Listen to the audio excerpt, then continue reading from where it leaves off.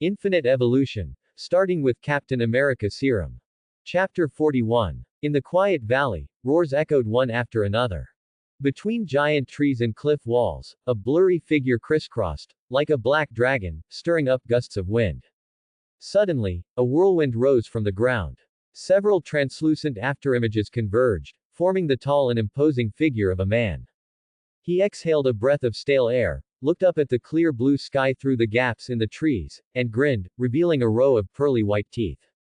Buzz. A powerful airflow suddenly spread, creating ripples of transparent air. The black figure shot up like a cannonball, breaking through layers of air resistance, drawing a straight white trajectory, and soaring hundreds of meters into the sky. The hard rock ground shattered and sank, leaving a pit about a jong 3.3 meters in diameter and half a meter deep. Ha ha ha, this feels great. High in the sky, Josie laughed heartily, his laughter reverberating through the clouds. The explosive wind pressure swept across his face, forming a layer of white frost on his brow, but it couldn't dampen his exhilaration of soaring through the sky. With a slight thought, metal extended from his neck, quickly covering it to form a helmet. The windbreaker, which had been flapping wildly against his body, suddenly became stiff and straight, extending flexible black band-like objects that tightly wrapped his entire body. Bullet mode, activated. A cold electronic voice sounded in his ear. Red and blue lights flickered, and Josie's body rapidly shrank, becoming the size of a thumb. A metal backpack appeared on the back of his battle suit, and a faint blue flame erupted from it, the powerful thrust generating layers of translucent circular shockwaves that rapidly spread outwards. Under the azure sky, the miniature rocket broke the sound barrier, leaving behind an elegant arc. Nearly 10,000 meters up, Josie looked down at the earth, his heart surging with pride. In this world, I finally have a true foothold, no one can easily threaten my life anymore. This feeling is truly good. He controlled the power backpack with his mental power, soaring freely through the sky.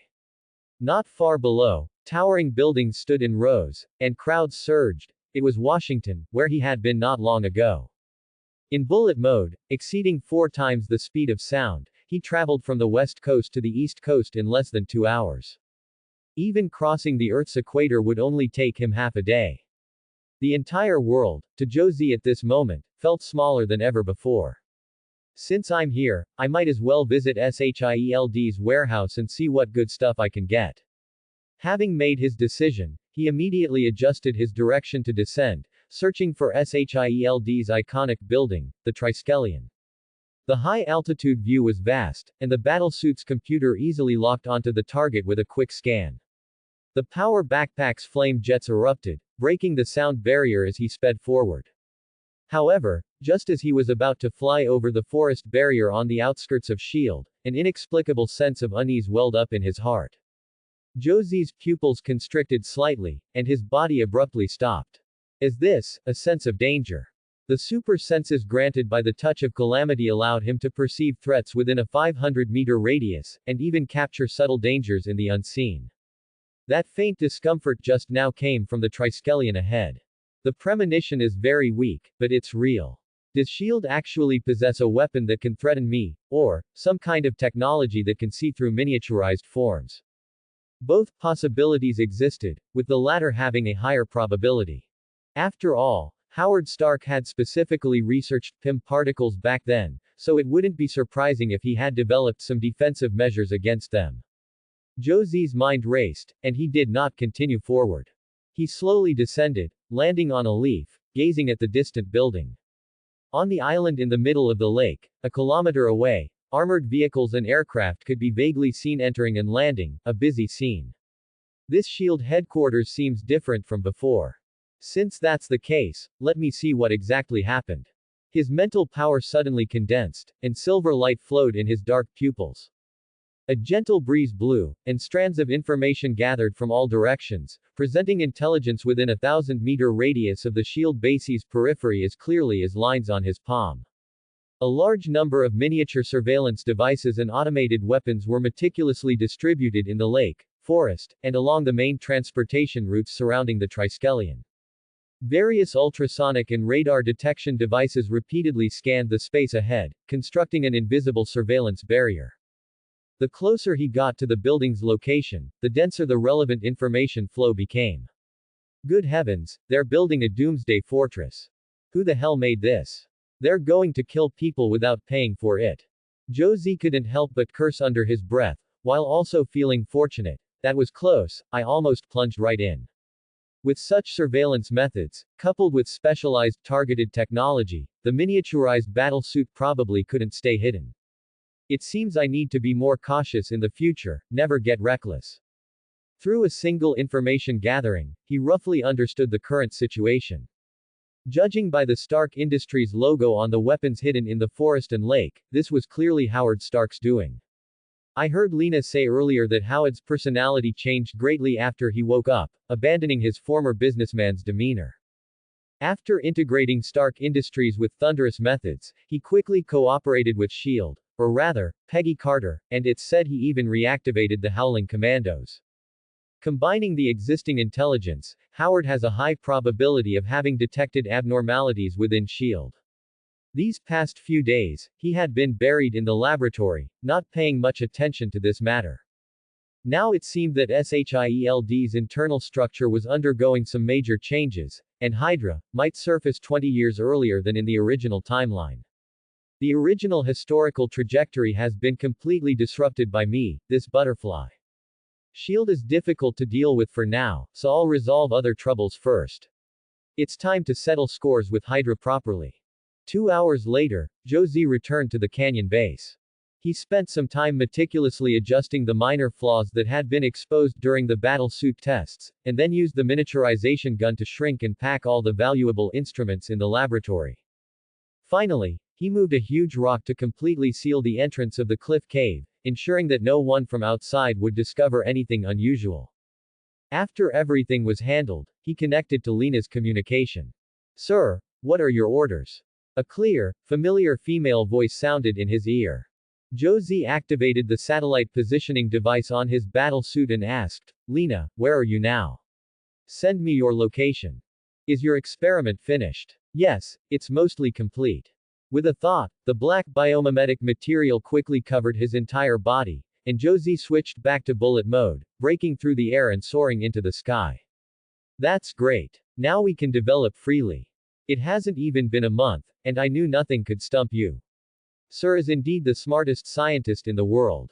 In the communication channel, Lena cheered softly, her words full of admiration. "Hee, stop flattering me." Josie knew perfectly well that he had merely stolen others' technology, and there was nothing to boast about. "Hee, sir, you're too modest. If you put those technologies in front of people like us, I might not even understand them, let alone replicate them in such a short time."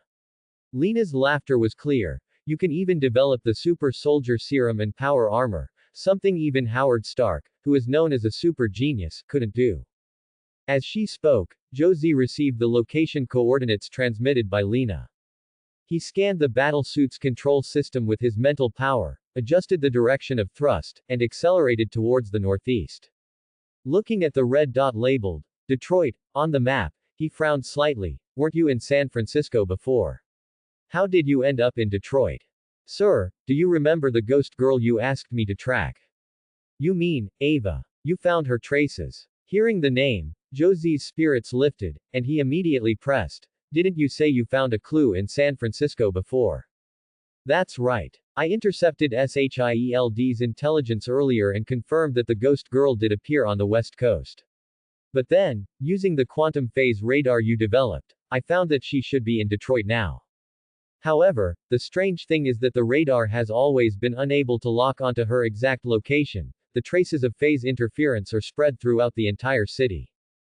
Josie's mind raced, recalling Hank Pym's research on the quantum tunnel. "Could it be? I understand. I'll explain when I get there." Combining Lena's description, he had already roughly guessed what had happened, but still needed to confirm it with his own eyes. "All right, sir." Lena's tone carried a hint of joy, and she said mysteriously, "Then hurry up and come. I've also prepared a surprise here, which will definitely astonish you." "A surprise? What is it?" Josie was puzzled, his tone tinged with curiosity. But no matter how much he pressed, Lena did not respond again. He shook his head helplessly, and could only speed up, quickly packing up the equipment in the canyon. He immediately activated his armor and soared into the high heavens. Above the high-altitude clouds, a black dot streaked across the sky at supersonic speed. Josie pondered the question from earlier. Agent Ghost Ava, a super-powered individual who emerged at the same time as Captain Marvel, was largely unknown in the Avengers world. She first appeared as a villain in the movie, Ant-Man 2. This super-powered individual had deep ties to Hank Pym. The source of her power was another super invention of quantum realm technology, the quantum realm tunnel.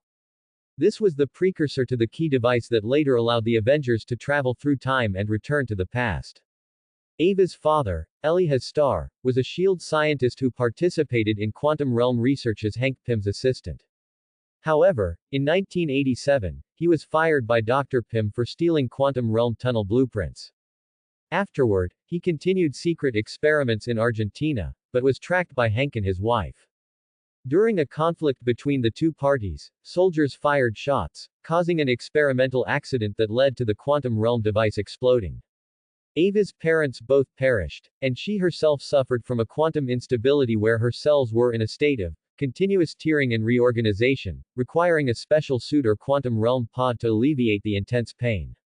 In the original timeline, Ava was briefly adopted by her father's friend, Dr. Foster, but was quickly discovered and taken in by S.H.I.E.L.D. After S.H.I.E.L.D. realized her mutation, they outwardly created a suit for her and trained her to control her abilities. Secretly, they groomed her into a covert agent, carrying out various espionage and assassination missions. Even after S.H.I.E.L.D. collapsed after the Insight project, her physical injuries were never healed. The abilities she displayed greatly intrigued Josie. Phase shifting, spatial virtualization. This highly potential ability not only possessed astonishing offensive power and stealth. In terms of survival and defense, it was even more impregnable. If he could integrate and develop it, all weapons on Earth, even nuclear bombs, would no longer pose a threat to him. It was precisely because of this that he cared so much. Meanwhile, inside the Triskelion, S.H.I.E.L.D. headquarters, a secret meeting was quietly underway. There were only 6 attendees. Council Chairman Howard Stark, Executive Director Peggy Carter, Head of Intelligence Edwin Jarvis, Technology Consultant Tony Stark, and the current Captain of the Howling Commandos, World War II veteran, Dum Dum Dugan, Original Howling Commando. S.H.I.E.L.D. Level 9 Agent, World War II veteran, Gabe Jones, Original Howling Commando. What was surprising was that what should have been a group of white-haired, slow-moving septuagenarians were now all vibrant and energetic. Their hair was dark and shiny, their skin firm and full. Each of them looked at least 30 years younger than their actual age. Howard, seated at the head, spoke first. Dugan, how is the Howling Commandos' recovery?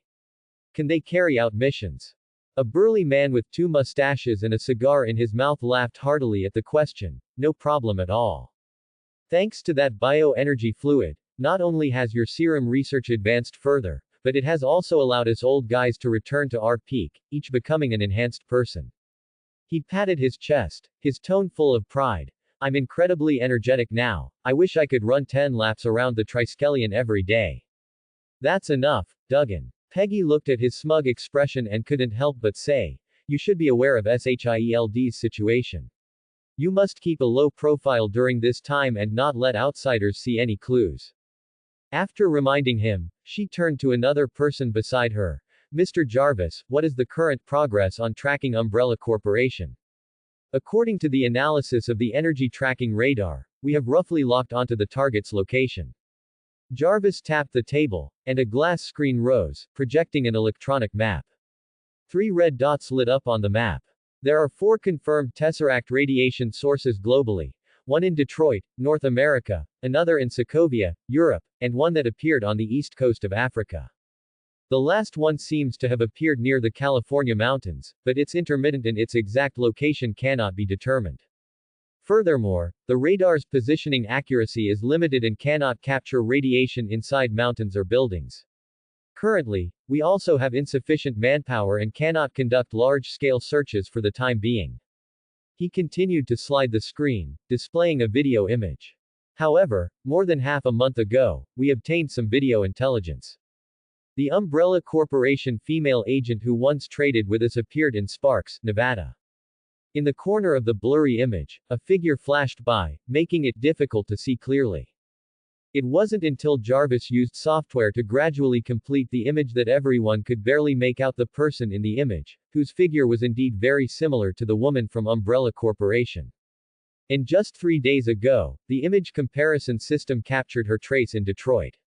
Detroit. Hearing this name, Peggy's brows immediately furrowed. What is Umbrella Corporation doing there?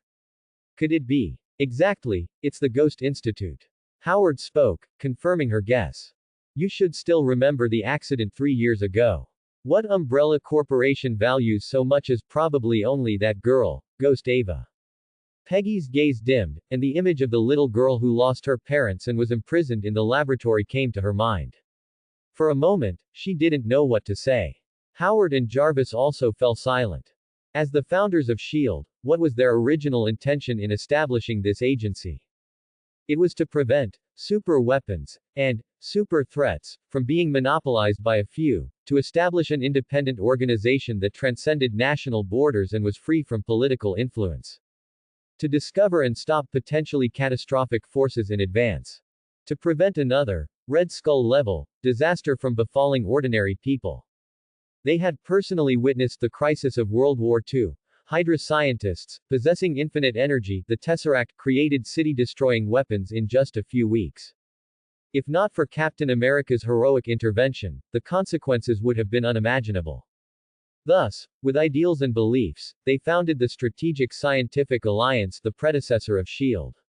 But reality dealt them a heavy blow. The power struggles between Cold War superpowers, the capitalist group's greedy pursuit of bloody profits, and the layered barriers of the military system gradually shaped S.H.I.E.L.D. into a larger CIA agency. Project Ghost, Project Pegasus, and even the super soldier Serum in Howard's hands. These projects, outwardly under the banner of countering red superpower threats, were in fact all pursuing so-called super-powered technology. Unfortunately, the power they wielded was too weak to contend with state machinery and interest groups. Or perhaps they were already too entangled in interests to resist much. Even Howard's assassination. It's possible that it was precisely because Stark Industries' technology and influence were too great that it aroused the jealousy and covetousness of certain individuals, who sought to stifle and control it. Thinking of this, Peggy turned her head and looked at Howard opposite her. Since this old friend's rebirth, he had changed a lot.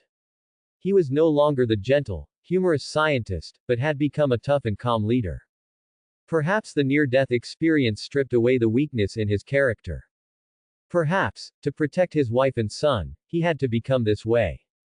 In just 3 months, with his exceptional wisdom, vast funds, and intelligence network, Howard manipulated the bureaucrats of the government and military. S.H.I.E.L.D. was now being reshaped by him at an astonishing speed. Becoming a true sharp sword, a sharp sword held only in their hands. But beneath this high-temperature furnace of reshaping, lay gunpowder that could explode them at any moment. Howard, what do you plan to do? Peggy collected her scattered thoughts and asked seriously. They are most likely going to act against Ghost. Should we stop them? She wanted to confirm Howard's attitude, whether he intended to openly oppose Umbrella Corporation. After all, from the intelligence currently available, Umbrella Corporation had demonstrated extremely strong capabilities in technology, intelligence, and military force. Especially their stealth capabilities, which were almost impregnable. The biological and armor technology they possessed also could not be underestimated. Ghost Ava is one of our targets to begin with, so she naturally cannot fall into Umbrella Corporation's hands. Howard calmly responded, flipping through the limited information on Umbrella Corporation. The mistakes S.H.I.E.L.D. made should rightly be rectified by ourselves. Ava needs a normal childhood, not to become a killing tool in the hands of politicians. These words made the expressions of the other three serious, thinking he was preparing for a complete confrontation with Umbrella Corporation. However, Howard immediately added another sentence. However, confronting Umbrella Corporation head-on is not wise. It's better to try to make contact first and see their attitude. If we can reach a cooperation like last time, it will be the best outcome for both sides. Cooperation. Everyone was stunned for a moment, then nodded, understanding his intention. Indeed, from previous contact, Umbrella Corporation did not seem like a complete terrorist organization like Hydra. Instead, it was more like a commercial entity centered on technology and pursuing a balance of interests. Howard owed them a favor for his survival. In addition, the bioenergy fluid in their hands was a strategic material they urgently needed, so the benefits of cooperation far outweighed hostility. SHIELD had been researching this miraculous item, known as bioenergy fluid, for several months without any substantial progress. But fortunately, they had discovered a special use. A certain component in the bioenergy fluid could act as a catalyst to improve the incomplete super soldier serum in Howard's possession, giving it a certain degree of enhancement effect with extremely low risk. This was the real reason why they, a few 70-year-old men, could return to their youth.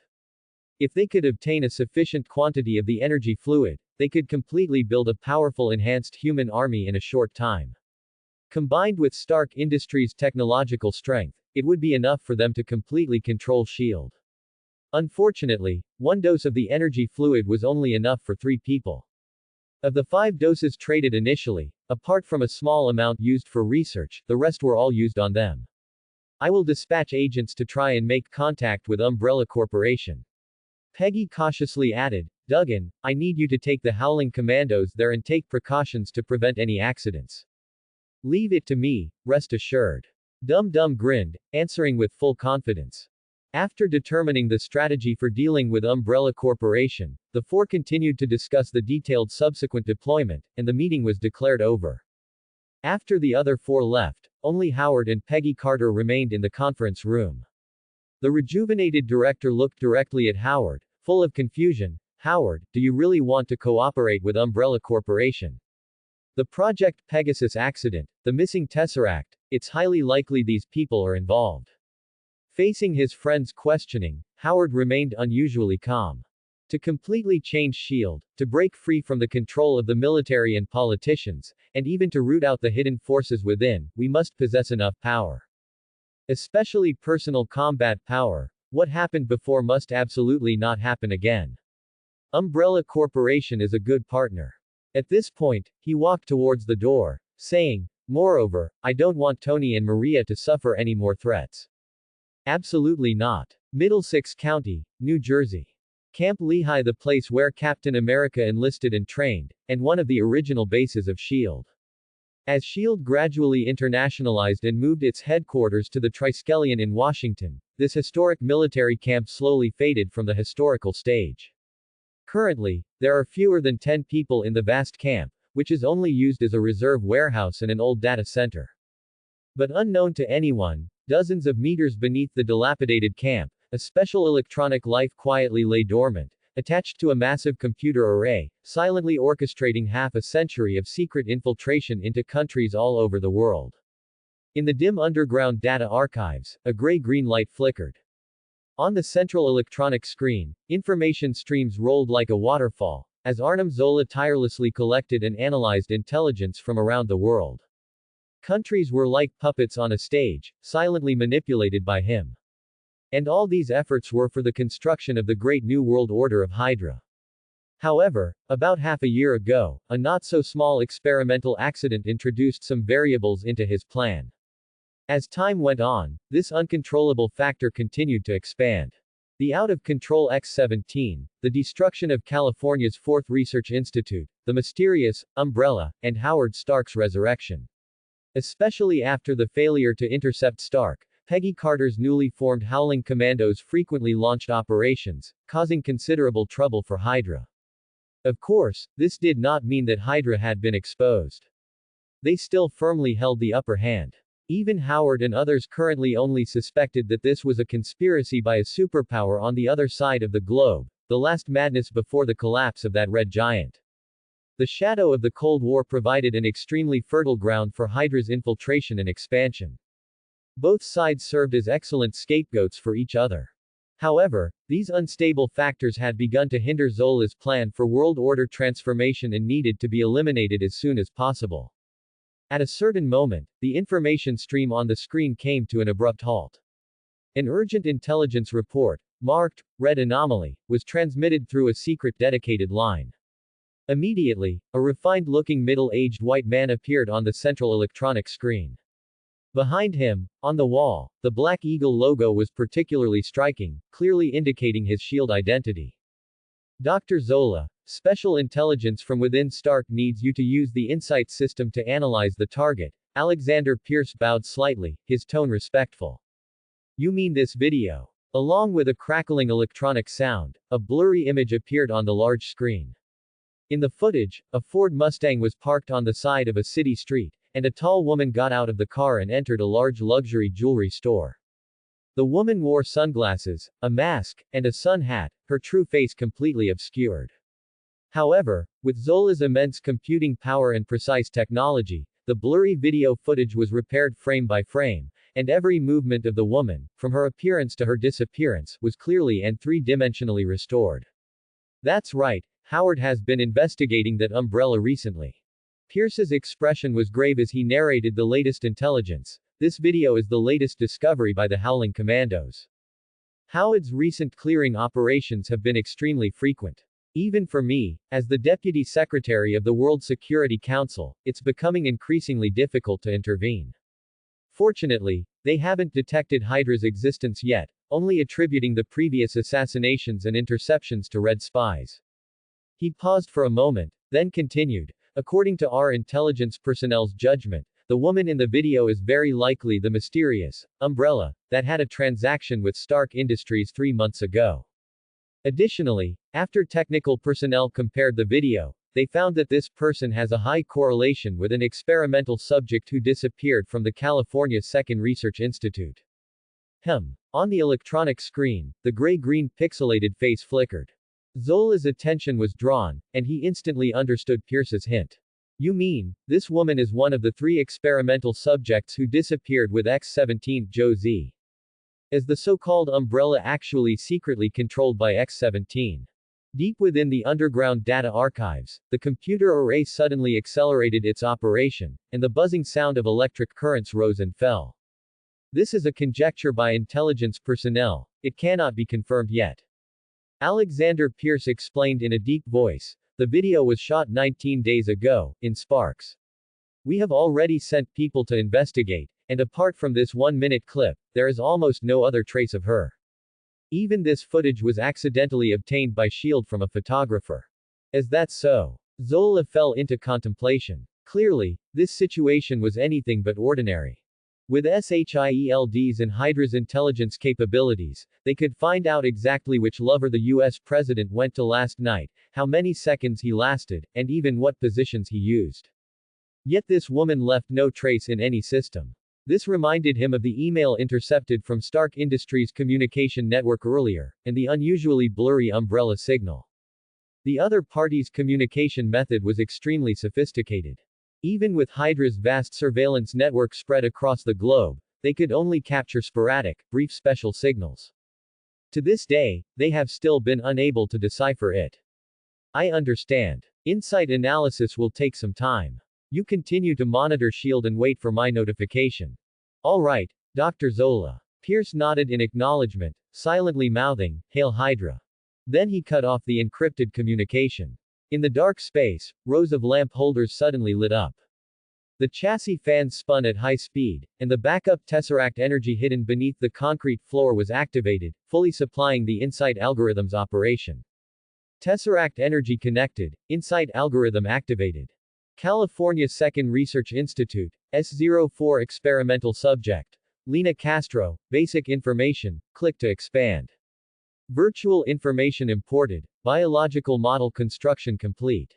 Biomechanical fingerprint, satellite Skynet module, super soldier module. Steve Rogers, baseline model loaded, starting data comparison. The gray-green pixelated face flickered with a buzzing sound, rows of servers lit up, the computer array ran at full speed, and massive data streams washed over.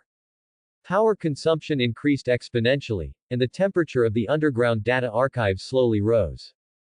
Countless computational iterations progressed, and after an unknown period of time, until nearly 1/5 of the computing units were completely burned out, Zola finally caught a glimmer of a clue in the ocean of data. Biological similarity, 73.1%, starting serum enhancement inference. SO4 experimental subject, umbrella probability 98.6%, super soldier matching degree 95.1%. Preliminary confirmation. The fourth Research Institute incident is highly likely to be a retaliatory act by X-17. Level 1 warning. Joe Z, experimental code X-17, uncontrolled enhancement is highly likely to cause brain mutation. Threat level being re-evaluated. Result. Nightmare. Zola stared at the deduction, frozen in place for a moment.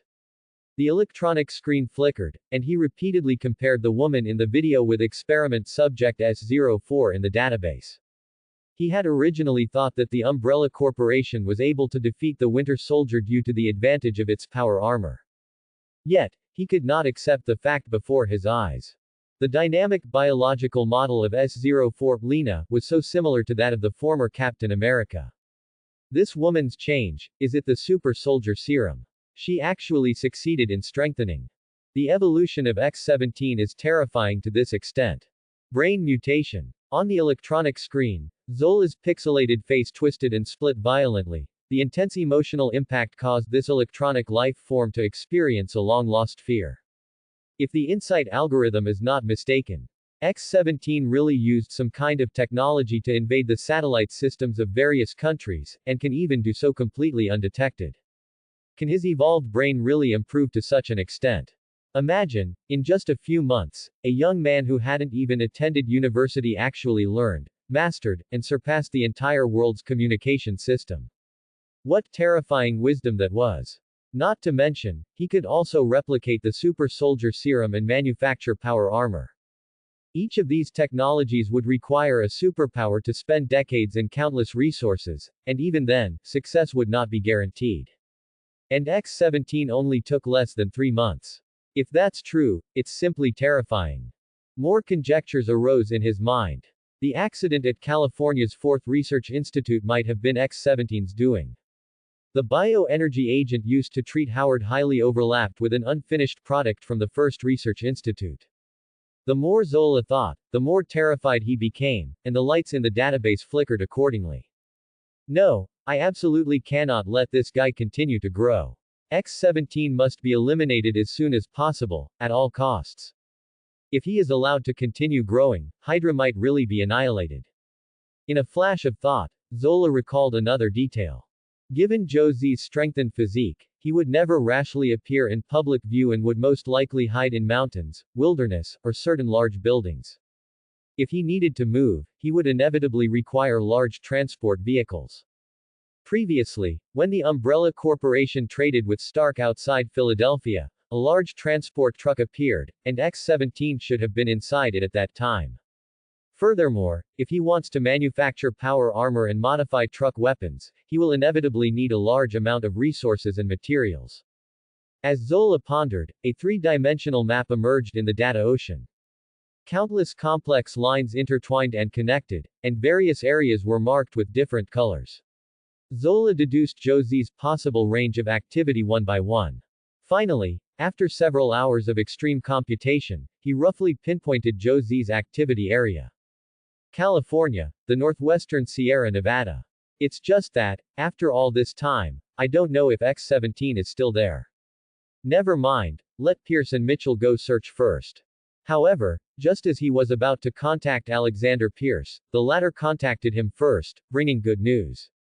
Dr. Zola, the Umbrella Corporation's traces have been found.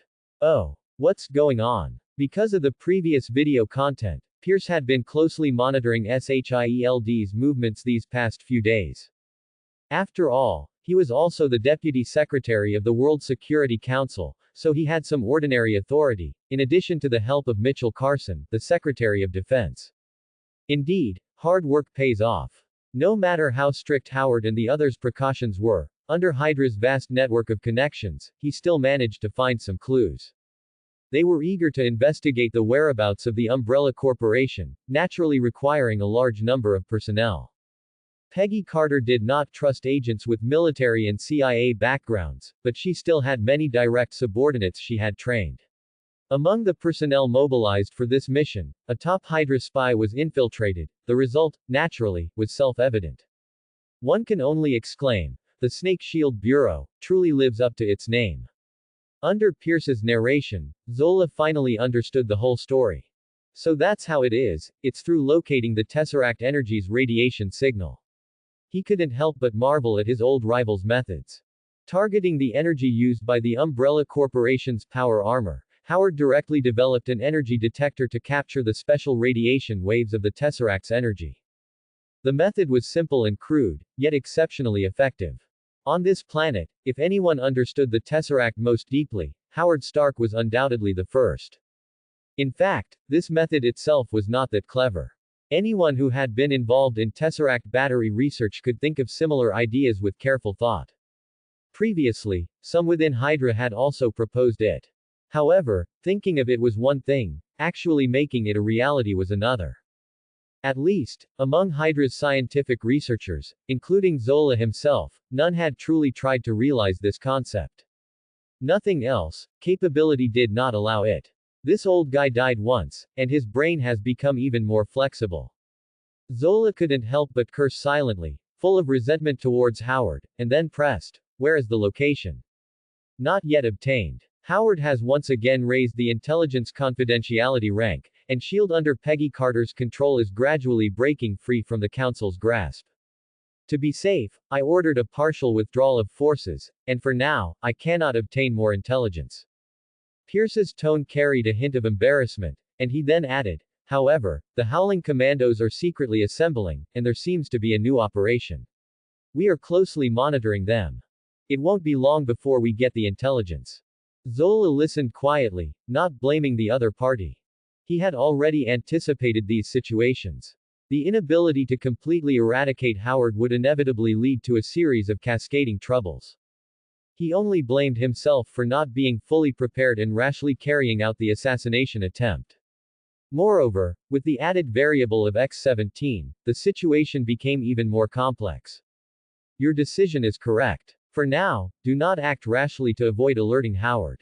Our biggest threat right now is not S.H.I.E.L.D., but the Umbrella Corporation. Zola's electronic voice was low, faintly revealing a sense of urgency. Umbrella Corporation, have you made new progress on this force? Zola did not answer directly but transmitted his calculation results. Pierce focused on browsing the intelligence, his pupils trembling and contracting from time to time. After a full 5 minutes of silence, the Deputy Secretary of the Council finally raised his head, his tone carrying a hint of uncertainty. "Drive, isn't this speculation a bit too outrageous?" It wasn't that he didn't believe it. The meaning of that data was simply incredible. Dr. Zola's deduction about Joe Z, if translated into the most direct language, was that, with the strength of one person alone, he was enough to subvert the entire Earth civilization. You know better than anyone the power and mystery of biological genes. Zola's electronic voice echoed low in the communication. For decades, Hydra has collected and studied countless extraordinary samples. The results show that extraordinary life on this planet is not rare. X-17's situation is not a fantasy. On the contrary, its probability is quite high. Pierce's expression was grave, and after a moment of contemplation, he lowered his voice and asked, "If it's truly as you speculate, how should we respond?" "Tomorrow, you personally come to New Jersey." Zola did not respond directly but said in a stern tone, "The next layout must be replanned. Also, have the military forces prepare. Once X-17's traces are found, eliminate this threat at all costs." When the ripples stirred by Joe Z quietly changed S.H.I.E.L.D.'s destiny. He himself had already arrived in Detroit, embarking on the search for the ghost treasure trove. Inside an ordinary apartment building, an enticing aroma wafted. On the large wooden dining table, a dozen plates of colorful, fragrant, and delicious Chinese dishes were neatly arranged. The rich, savory aroma, accompanied by steam, wafted into his nostrils, whetting his appetite.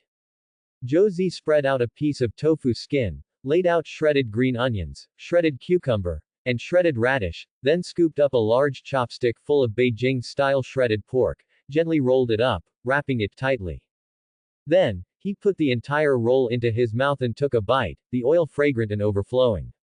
The familiar dishes awakened his long-lost appetite. His arms moved like phantoms, and he devoured plate after plate of dishes. In less than a quarter of an hour, the amount of food sufficient for dozens of people was completely swept away by him. Burp. A bubble rolled out from his throat, its lingering sound trembling slightly in his nasal cavity. Josie leaned back in his custom-made chair, picked up an ice-cold beer, and gulped it down. A long-lost sense of relaxation spread from the tip of his tongue throughout his body. Lena, I didn't expect your cooking skills to improve so quickly after a few days. It's truly a case of 3 days without seeing a person, one must look at them with new eyes. Hearing his praise, Lena glanced at the almost reflective bottom of the plates, a proud curve forming at the corner of her lips. With a superior like you who can eat and drink so much, of course I have to do my best to serve you well. Besides, didn't you say before that cooking helps improve control over strength? I found it to be quite effective. As she spoke, the woman passed by him, carrying a plate of fruit. Her surprising elasticity brushed against his arm unintentionally, making Josie's heart skip a beat and his blood subtly boil. The abnormal fluctuation immediately put him on alert. With his mental willpower, even if he were to be cut into 1,000 pieces, it would not be enough to shake him in the slightest, let alone stimulate his physique and chi to accelerate circulation. But now, an inexplicable heat was rising within his body. His thoughts condensed slightly, and his psychic power permeated his entire body. In an instant, Josie pinpointed the source of the anomaly. In his mental vision, wisps of crimson mist slowly drifted out from Lena's body, spreading towards him like living things, attempting to invade his body. Regrettably, this level of energy was completely ineffective against his invulnerable physique. No matter how much drifted over, it was instantly evaporated by the scorching aura emanating from his body. The only effect was a slight acceleration of his blood flow. At this moment, he suddenly recalled what Lena had just said. This is what you call a surprise. Josie reached out, his telekinesis enveloping a wisp of crimson mist. He said with interest, mind charm. It's actually a byproduct of the enhanced serum. It certainly gave me quite a surprise. The ability of the touch of calamity activated, instantly capturing information related to the mist. Interesting. Before he finished speaking, he gently inhaled, drawing the wisp of mist into his body, deliberately suppressing his flesh's self-defense mechanism. The next moment, a fervent desire surged. Josie felt his blood and chi churn within him, his mind seemingly ignited by an invisible heatwave, countless emotions surging and restless inside him. Under the soft light, Lena in front of him seemed unrealistically perfect, her figure graceful, her eyes like a painting, as if carved from a dream. Noticing his reaction, the girl's lips curved slightly, and she approached with light steps. Sir, what do you think of this ability? As she leaned in and chuckled, her soft, boneless body pressed against his chest, a noble allure, a mix of coolness and heat, assailed him. Her voice was soft and lingering, her tone like silk gliding past his ear, penetrating his very bones. Josie's breathing involuntarily quickened. This energy. Josie murmured softly, rationality and desire intertwining and clashing. As his emotions slightly loosened, desire began to dominate his body. He could clearly feel his body temperature, heart rate, and mental fluctuations rapidly rising. His hand involuntarily caressed the girl's slender waist, a fervent light flashing in his eyes. However, as he attempted to go further, his body's mental and physical defense mechanisms were finally triggered. The infinite serum roared into operation. Boom! A wave of heat swept from inside out, instantly refining the crimson mist into pure energy and completely absorbing it. All restlessness subsided. Only Lena remained, lying on her side in Josie's arms, her eyes full of cunning innocently scrutinizing him. Interesting. A smile appeared in Josie's eyes, and he praised, a very good psychic superpower. Inducing, stimulating, interfering with, and controlling the minds and spirits of living beings. If there isn't targeted psychic protection, I'm afraid the enemies would be completely disintegrated before they could even get close. Your mind charm is quite a good method for gathering intelligence. Lena chuckled, half proud, half teasing. So, sir, are you satisfied with my service? Do you want to continue experiencing it? Very satisfied. Josie stroked the face of the beauty in front of him, giving her a meaningful look. However, if you want me to fully experience this ability, your current strength is probably not enough. The blonde beauty in his arms blinked her large eyes, a big question mark seemingly appearing above her head. She clearly didn't understand what he meant. You should be able to feel the temperature of my body surface now, right? Josie lightly patted her perky bottom, signaling her to get off him. Do you know what the temperature of my internal organs is when I'm at rest, approximately? This. Hearing him say that, Lena carefully sensed and then noticed the abnormality. Even through the miniaturized bionic combat suit, she could clearly feel the man's chest radiating a heat far beyond ordinary people, at least above 50 degrees Celsius. Over 90 degrees. Josie uttered a startling figure. Just this point alone is more than you can handle right now, not to mention. He reached out and, with his telekinesis, brought over a stack of metal plates. He slightly opened his mouth and spat out a drop of saliva. Under Lena's astonished gaze, the drop of saliva fell into the plate and, at a visible speed, corroded and spread until it formed a thumb-sized hole before slowly dissipating. So. Josie's tone was indifferent, carrying an unquestionable authority. If you truly want to serve me, you still need to work harder. Looking up at his imposing face, Lena's heart trembled slightly, and she immediately put away the thought of further teasing, sitting up straight and nodding. All right, Josie said, tell me about your ability, how did you awaken it? Lena took a deep breath, her expression becoming a little more serious, regarding the awakening of the ability. I'm not entirely sure, but I have some vague guesses. Josie signaled her to continue releasing her ability, while he observed with his psychic telekinesis. According to Lena's description, she first awakened her ability when she went to a quantum phase interference area with an extremely strong signal in Detroit, tracking the traces of ghost. As a result, that night, her body underwent slight mutations. After that, whenever she went to a phase anomaly area, the longer she stayed, the more obvious the changes in her body became, and her mental and perceptual abilities also increased. It wasn't until a few days ago that she was truly able to actively release this power, materializing the red mist within her body. Lena speculated that perhaps the quantum radiation affected the super soldier serum in her body, thereby triggering the mutation. Josie listened quietly, falling into a brief contemplation. He observed the red mist through his psychic telekinesis and indeed found that it possessed certain characteristics similar to the description of quantum fields in Hank Pym's notes. Neither pure energy nor matter, but an alienated state between the two. This discovery stirred something within him. If it was truly as Lena said, this might become a new pathway for catalyzing extraordinary powers. If it could be stably replicated, it would mean he would possess a means to mass-produce super-powered individuals, the potential of which was self-evident. However, Josie quickly reined in his thoughts. The most important thing right now was not to study the relationship between the serum and quantum fields. This topic was too profound and complex. Even with a large number of Dr. Pym's research notes, he had only scratched the surface. His primary task now was to find Ghost. Lena had stayed in Detroit for too long, and the risk of exposure was rising. As for the research on abilities, it could only be temporarily put aside. Marvel Earth Calendar, August 26, 1990. On the second day of his arrival in Detroit, Josie began to act. Based on Lena's investigation records from the past few days, he visited more than a dozen quantum phase disturbance areas to further understand the situation. With his psychic telekinesis, he could more directly perceive the anomalies. After 6 or 7 days of on-site reconnaissance, he finally understood why the phase radar couldn't pinpoint her location. Nothing more than simply not having the technology. Through the residual quantum signals in various places, Josie had a preliminary hypothesis about the nature of Ghost's ability. Ava, in the quantum tunnel explosion, seemed to have been transformed into some kind of probability creature, or what could be called an electron cloud creature. In other words, her unstable state was a diffuse probabilistic wave field. Similar to the orbital distribution of electrons, it's not a definite point, but a cloud spread throughout the entire area. Each time Ghost tore in reassembled phases, it was like a stone thrown into the lake of spacetime, spreading ripples in a superimposed existence manner throughout the city.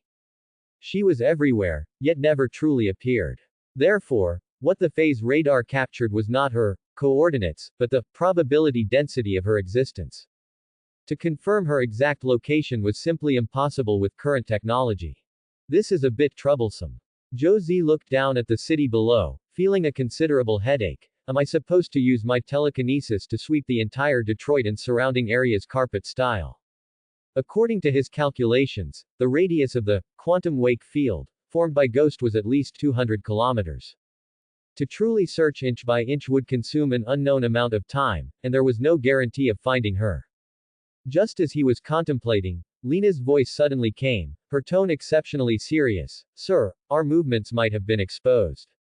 What happened? Half an hour ago, SHIELD agents came to the apartment. SHIELD. Josie's eyes narrowed slightly, thinking, indeed, one cannot underestimate these organizations. Lena has only been here for a little over 10 days, and she's already been targeted so quickly. What is their purpose? Are you safe over there now? No armed personnel have been detected yet. The ones who contacted me were a man and a woman. The man is named Nick Fury, and the woman's name is Valentina. Lena quickly reported the current situation. Hearing those two names, Josie's eyes twitched, and he became somewhat interested. They claimed that SHIELD High Command wants to talk with Umbrella. They specifically mentioned the previous transaction, and their words implied a desire for cooperation, but I don't know if it's a trick to buy time. Sir, Detroit is no longer safe. I'll deal with some miscellaneous things here, you should leave as soon as possible. Lena's tone carried a hint of urgency. Hearing the names, Nick Fury, and Valentina, information instantly flashed through Josie's mind. These two were no small figures, both famous characters in the Marvel Universe. One was the future director of SHIELD, hailed as the King of Agents, the other was even more formidable, a countess, a multifaceted spy, and a core figure of Hydra, by no means an easy opponent. What was Howard's purpose in sending these two over? Josie still remembered that Takahashi Neko once mentioned she was a subordinate of the Hydra Madam. Was this Valentina the same person as the Madam? To prevent Lena from falling into danger, Josie immediately returned to the apartment to discuss countermeasures with her. As soon as he appeared, Lena was first startled. After realizing what was happening, her face immediately changed, and she quickly drew the curtains while setting up an infrared interference barrier. Sir, didn't I tell you to leave first? Why did you come back? The girl's expression was tense, with a hint of anxiety in her tone. SHIELD must have already set up surveillance around here, it will be bad if they discover us. After half a year of experience, she was no longer the little translator who first arrived in America. Lena had a deeper understanding of SHIELD's terrifying power. This largest global superpower intelligence agency not only had numerous personnel and mysterious methods but could also mobilize almost any resource. In the past, she might still have believed in Josie's strength, that the miniature battlesuit alone would be enough to dominate any battlefield. Now, SHIELD was controlled by Howard. And that genius scientist was a figure no less capable than Hank Pym. He might have already developed countermeasures against the miniature battlesuit. What's more, SHIELD also had the Pentagon behind it, the strongest military force on this planet. Although Josie was strong, he was ultimately alone. Once the military intervened, even with the miniature battlesuit for protection, he might not be able to retreat unscathed. What made her even more uneasy was that she might have been under surveillance for quite some time. If the other party had already set up a net, both of them could very likely be trapped here. It's me. It's all my fault for implicating you, sir. Lena's eyes were full of guilt and self-blame. She blamed herself for not hiding her tracks well, instead dragging Sir into danger. Josie, however, remained calm, showing no signs of panic. He reached out and gently stroked the girl's hair, his voice gentle. Don't worry, with me here, it's just a mere shield.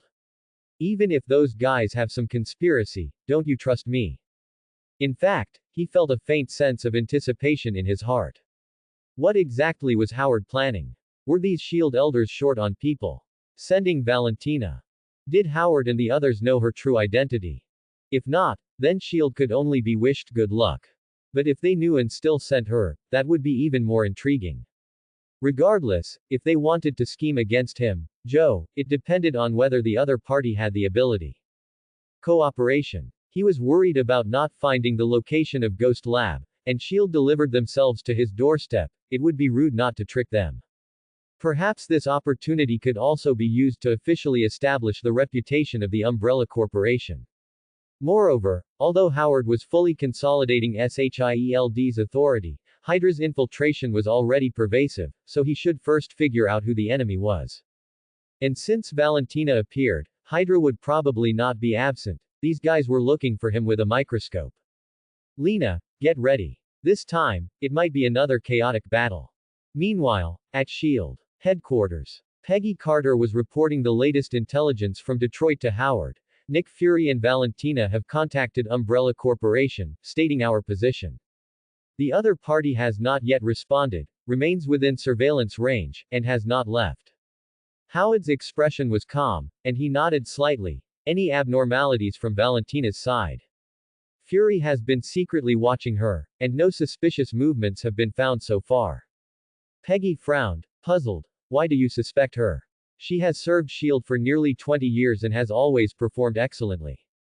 Howard smiled faintly. Whether it's true or false, we'll know in a few days.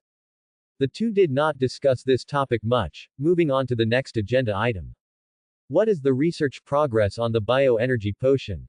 Peggy smiled bitterly and shook her head. It's not working, that thing is too abnormal. Even the molecular structure cannot be observed normally, as if it's encapsulated by a special energy black box. It's impossible to replicate in the short term. Howard pondered for a moment. Then, take advantage of this transaction with Umbrella Corporation to get more of it. With it, the White House and the Pentagon should be quiet for a while. Are those old guys urging again? Peggy's expression was worried. Howard sneered. Rejuvenation without side effects, extending life by at least 50 years, who wouldn't want it? Don't worry, one day, I will personally send them one by one into their coffins. Lehigh Military Base, New Jersey. Dozens of meters underground, in the core area of the data library. Electronic Zola, Alexander Pierce, Mitchell Carson, and Baron Strucker, who was far away in Europe, were coordinating Hydra branches across the U.S. through encrypted channels, meticulously deploying operations. The operation level had been raised to nightmare. There was only one target, Serum Mutant X-17, Joe Z. They had just received the latest intelligence from the Hydra Madam. Umbrella Corporation members appeared in Detroit, and SHIELD planned a second contact with them. According to analysis, their target this time was the quantum mutant in the Ghost Lab. The Hydra Madam also revealed that Howard seemed to intend to cooperate with Umbrella Corporation. Therefore, the four immediately decided. Using the Ghost Lab as bait, they would set a trap to catch both SHIELD and Umbrella Corporation in one fell swoop. Although the Ghost Lab was nominally under SHIELD's jurisdiction, more than 30% of its scientific researchers were Hydra undercover agents, and many were pawns planted by the military. Howard could only mobilize less than 10% of the personnel. The plan was set. If necessary, military force could be used for a thunderous strike. However, Zola and Strucker had a fierce disagreement on how to deal with X-17. Strucker insisted on capturing Joe Z alive to continue his superpower evolution research. The other three, represented by Zola, strongly opposed. Joe Z is too dangerous. Once there's an opportunity, he must be eliminated immediately, absolutely no mercy. The so-called super life must never become a second Captain America. Hydra's great cause cannot tolerate any more variables. The call ended, and Strucker's face was gloomy. Since the Serum base incident and the failed encirclement of Peggy Carter, his influence in Hydra's American branch had plummeted.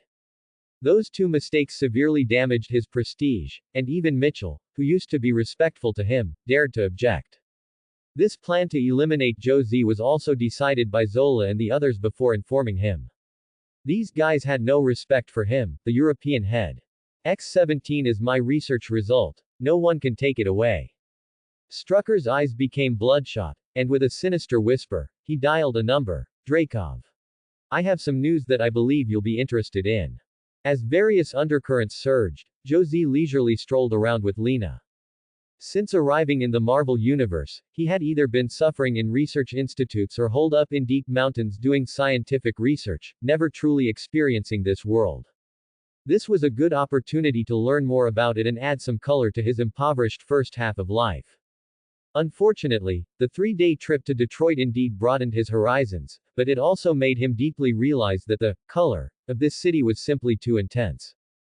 He often heard people say, "Free America, gunfights every day." He used to think that was just artistic exaggeration. But after witnessing the chaos in Detroit, he had to admit that the diversity of the free world was wildly fermenting here, completely refreshing his worldview.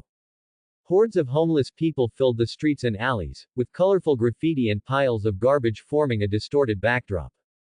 Along the way, charred residences and abandoned buildings from arson were occasionally visible, where gang members exchanged drugs and firearms, and theft and robbery were as common as everyday meals. Occasionally, several police cars would flash their lights and speed by, and the air was filled with the smell of oil and decay. What was even more frustrating was that, this city was full of black guys, more than white people. One wouldn't know it and might think they had transmigrated to the great stage of Africa. In the evening, Josie and Lena had just come out of the Fox Theater and planned to go to the famous landmark, Whitney Mansion, to taste the special cuisine said to be a legacy from the last world. As soon as they reached the roadside, 5 or 6 dark, human-like figures staggered and surrounded them. Rusty butterfly knives clattered between their fingers, and several hideous faces revealed disgusting yellow teeth, spewing strange syllables that only they themselves could understand. The leading hooligan flashed the pistol on his waist, brazenly sizing up Josie, his eyes full of greed and blasphemy. "Hey, Asian kid." The lingering sound was still in his throat when a blur, like a crescent moon, tore through the air, and a short sonic boom shattered the streetlights. The next second, crimson bloomed in midair. Several twisted creatures on the ground wailed incessantly, clutching their severed arms. Josie and Lena's figures had already appeared 20 meters away, not even a strand of hair disturbed. Turning a corner, the knight swallowed their figures. "Sir, why didn't you let me act just now?" Lena held Josie's arm, a hint of confusion in her tone. "Those thugs just now were not worth mentioning at all. Her mind charm could make those trash kill themselves in an instant." Although Josie's action was just as easy, in her opinion, it still dirtied the sir's hands. She had encountered similar situations several times in the past few days, and she usually handled them. "Those creatures were just pawns," Josie chuckled. "Otherwise, why do you think a robbery would happen outside a grand theater where wealthy white people gather?" As soon as the two of them exited the theater, his perception had already detected an anomaly. The thugs were bought and arranged in advance, and surveillance equipment was even placed on the windowsills of several surrounding buildings. Their every move was being watched by certain people. Upon hearing this, Lena's face immediately darkened, and her voice turned cold. "Sir, are you saying someone is behind this? Should I go and deal with them?" "No need for such trouble," Josie waved his hand, not taking it to heart at all. "If I'm not mistaken, the other party will probably be waiting for us at home." "Are you referring to those 2 guys from S.H.I.E.L.D.? Lena paused for 2 seconds, then realized who Josie was referring to. "What should we do now?" "Now?" Josie smiled. "Of course, we're going to a restaurant for dinner. I've been out all day and I'm starving. Maintaining this physique consumes a lot of energy." As Josie spoke, he raised his hand to hail a taxi, then put his arm around Lena's waist and got into the back seat. "Besides, the restaurant reservation was made the day before yesterday. If we don't go now, they won't refund the money." Thousands of meters away, in a hotel not far from the apartment, Nick Fury and Valentina were repeatedly watching the scenes from the surveillance footage. After a long while, the two exchanged glances, both seeing shock in each other's eyes. "What do you think?" "Very strong, extremely strong." The one-eyed strong man, not a spiced corned egg, in a tactical suit had a stern expression, but his heart was pounding uncontrollably. Having been involved in agent operations for more than 2 decades, he had seen countless powerful warriors, Inhumans, and even encountered super-powered individuals several times. But someone like Josie, who could throw dozens of punches in an instant, creating a sonic boom just by punching, was a first for him. Even the former Captain America might not be able to rival him. It was unimaginable how formidable this person's strength was. "Report it," Fury said in a deep voice, "this isn't our headache. Let Howard and them figure it out." He paused, then added, apply to headquarters for 2 powered exoskeletons, and have them send over a few sonic bombs and laser weapons. Recalling that scene in the video, the battle-hardened agent felt a ridiculous sense of being under-equipped. Understood, I'll handle it immediately. Valentina took out a dedicated satellite communicator and sent all the intelligence collected over the past few days back to SHIELD headquarters. And behind her, in an inconspicuous corner, the same data package was being disguised and split, quietly flowing to Hydra branches in Europe and America. Let's go. Fury stood up and said in a low voice, it's time to meet that high-ranking Umbrella Corporation executive. After the woman finished her work, the two walked out of the room together. When Josie returned to his residence with Lena, SHIELD agents had already been waiting at the door for over 2 hours. There were no superfluous pleasantries between the two sides, they went straight to the point. Nick Fury directly stated their intention. They hoped to conduct transactions with the Umbrella Corporation. The transaction content included bioenergy potions, power armor technology, artificial intelligence systems, and human enhancement technology, among others. Josie was not surprised that SHIELD knew he possessed human enhancement technology. After all, they had deep foundations. When he first met Lena, Peggy Carter had most likely speculated that she was some kind of enhanced warrior. The reason lay in the Tesseract battery for the power armor.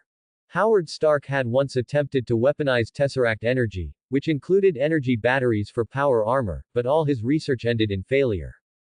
The biggest problem was, once Tesseract energy was exported to the outside world, ordinary creatures simply could not withstand the high-energy radiation it released.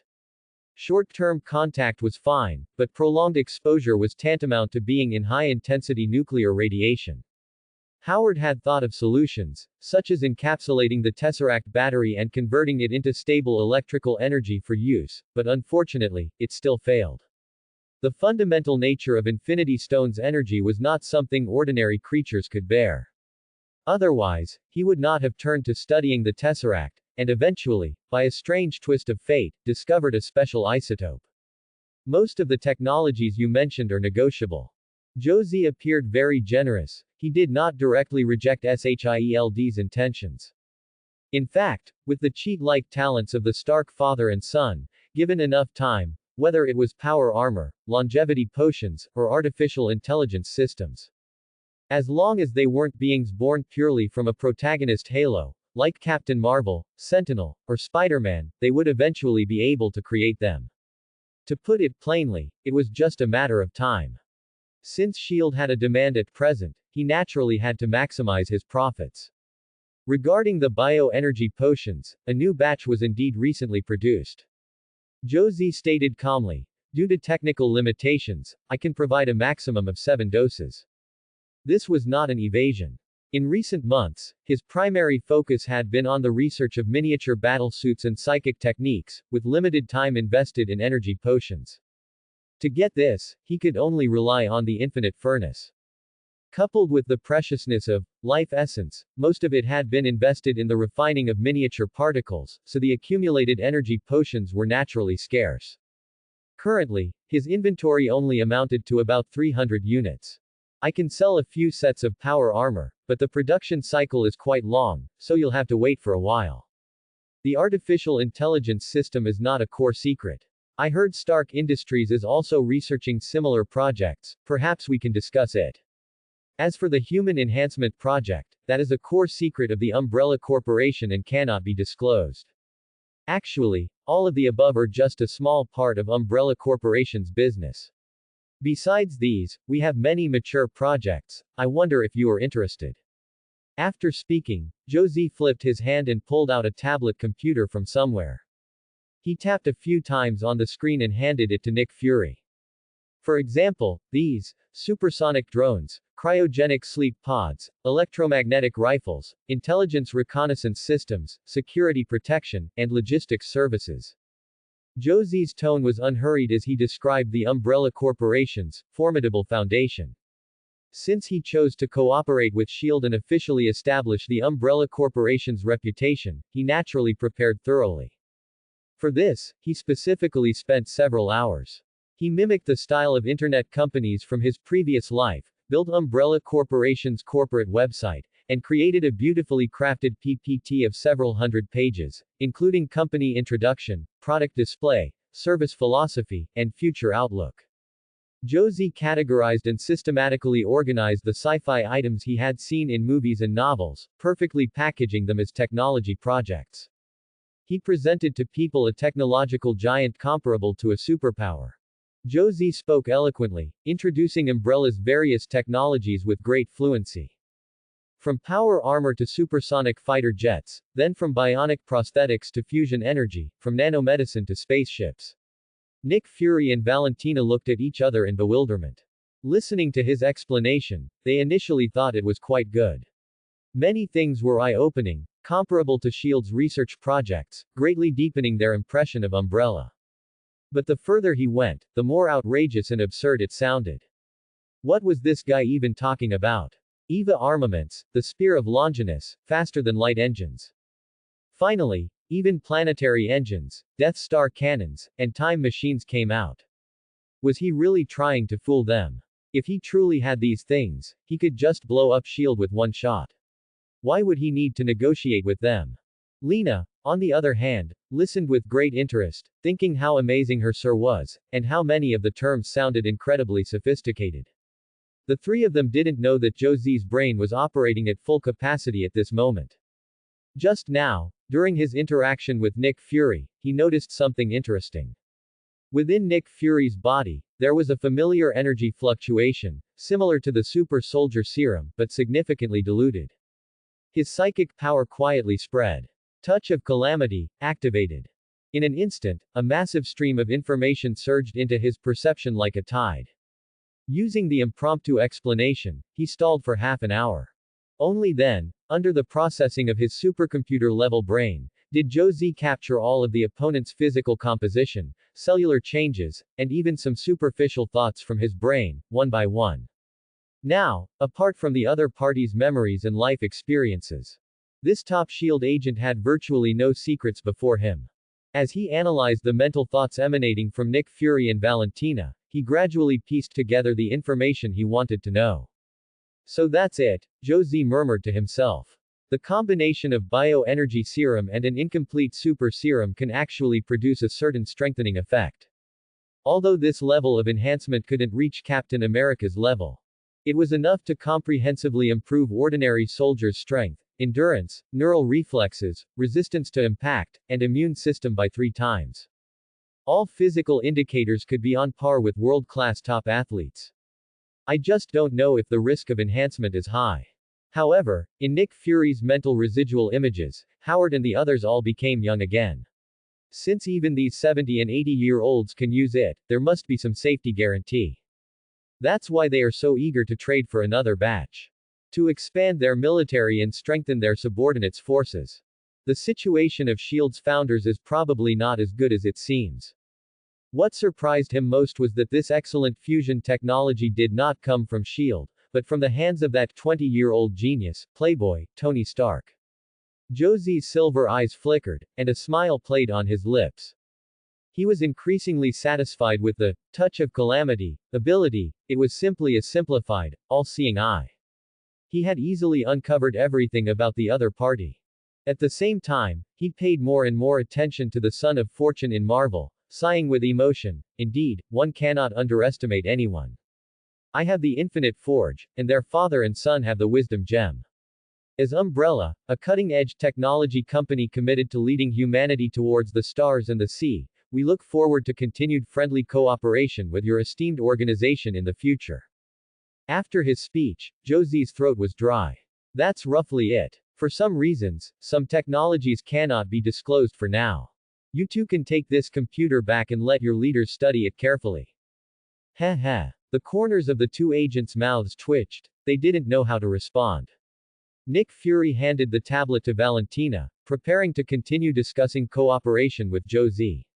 His finger accidentally slid across the screen. Suddenly, his peripheral vision caught a few words, and his movement immediately stopped. He snatched the tablet back and meticulously read the information on it. Item: Vibranium ore. ID: Umbrella Material B043. Category: Superpower Metal Mineral Rare Energy Conductor. Main origin. Filled square filled square filled square filled square filled square unlocked. Item appearance. Filled square filled square filled square filled square filled square unlocked. Properties. Energy absorption and release. Vibranium can absorb almost all forms of kinetic and vibrational energy, and convert it into stable energy reserves with extremely low loss. VIP paid content. Known uses. Captain America's round shield. Image click to expand. Intel ID. Umbrella INTELCO61. Target codename. Captain America. True name. Steve Rogers. Status. MIA, missing, alive. Intel summary. Steve Rogers, born in 1918, Brooklyn, New York. Volunteered to join the U.S. military during World War II. VIP paid content. Anomalous Intel record. Filled square filled square filled square filled square filled square unlocked. Inference and assessment. Filled square filled square filled square filled square filled square unlocked. Hint. Upgrade to VIP user to unlock paid encrypted content. Is this intelligence real? Valentina, who was beside him, also saw the message and blurted it out involuntarily. Huh. What intelligence? Let me see. A glint flashed in Josie's eyes, but he pretended not to know and leaned over. After taking a feigned look, he asked indifferently, "Are you referring to Vibranium, or Captain America?" "Mr. Joe, there's no need for us to beat around the bush." Nick Fury pointed at the photo of Captain America on the screen, his gaze burning, and his tone serious. The intelligence states Steve Rogers' status is alive. Is that true? How does Umbrella know? Do you know Captain America's whereabouts? Oh, you mean that? Of course, it's true, Josie answered without hesitation. This intelligence is absolutely correct. As for our intelligence source, it's not convenient to disclose. But the probability of Captain America being alive is definitely above 99%. As far as he knew, in Marvel's multiverse. Except for a very few special worlds, such as Captain Carter, Captain Indian, and the real-world universe. Most Captain Americas successfully survived into the 21st century. Even in the zombie universe, on the what-if timeline, the apocalypse only occurred in the 21st century. In other words, there was a 99.999% chance that Captain America Rogers was still frozen off the northwest coast of Greenland in the Arctic Ocean. Nick Fury and Valentina exchanged glances, their hearts involuntarily pounding violently. Major intelligence, super intelligence. They had never expected that Captain America, who had long been presumed dead in World War II, was actually alive. If this news got out, it would undoubtedly cause a massive earthquake within S.H.I.E.L.D. Nick Fury stared at the words, unlocked, on the screen, feeling a sour ache in his teeth. After a moment of silence, he asked in a low voice, "Mr. Joe, how can we obtain this specific intelligence?" VIP unlock, you know, Josie spread his hands. Then, how do I upgrade to VIP? Before he finished speaking, a prompt box automatically popped up on the tablet, clearly displaying the various terms and conditions for VIP privileges. Nick Fury glanced at it, and the corner of his eye twitched involuntarily. Profound Iron Tier member. Recharge 10 billion USD or equivalent gold. Unlock Class F information. Azure Steel Tier member. Recharge 100 billion USD. Unlock Class E information. And above that, there were also Red Copper, Spirit Silver, and various Grand Members, Super Grand Members. Not only did it require astronomical sums of money, but it also came with item or intelligence-based unlock conditions. He looked back at the intelligence ID for Captain America, CO61, Class C intelligence. Haha. They wouldn't even show the specific unlock conditions. As if seeing their helplessness, Josie offered a timely suggestion. If you want to know Captain America's whereabouts, besides upgrading your membership level, there's another way. What way? Nick Fury looked deeply at the Asian man in front of him, his tone steady, but with a hint of wariness. At this point, he had completely realized what was happening. From the very beginning of this meeting, they had been firmly led by the nose by the other party. Those pieces of intelligence that he seemingly stumbled upon were actually carefully designed bait by the other party, specifically intended to manipulate S.H.I.E.L.D. Naturally, an equal exchange. Josie finally stated his purpose: give us something we're interested in. Take my words to Howard. Since you were able to find this place, he must know what I want. Nick Fury fell silent, his thoughts drifting back to Director Carter's instructions before he set off. Umbrella in Detroit should be looking for the Ghost Institute. Your mission this time, besides acquiring the energy serum, is to bring Ghost Ava back to headquarters. The Howling Commandos will assist you. Also, other forces will definitely intervene during the operation. Be careful of Valentina, and protect yourself. Carter's voice seemed to still echo in his ears. For a moment, this level 8 agent's mind raced with thoughts. Alright, it's getting late. Let's get to it. Josie rubbed his temples and let out a long yawn, proactively ending the conversation about Captain America.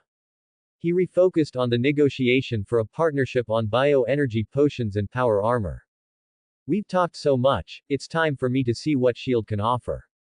Nick Fury snapped out of his thoughts and motioned for Valentina to retrieve the miniature computer she carried. She unlocked it and handed it to Lena. S.H.I.E.L.D. and Stark Industries' technology database appeared before them.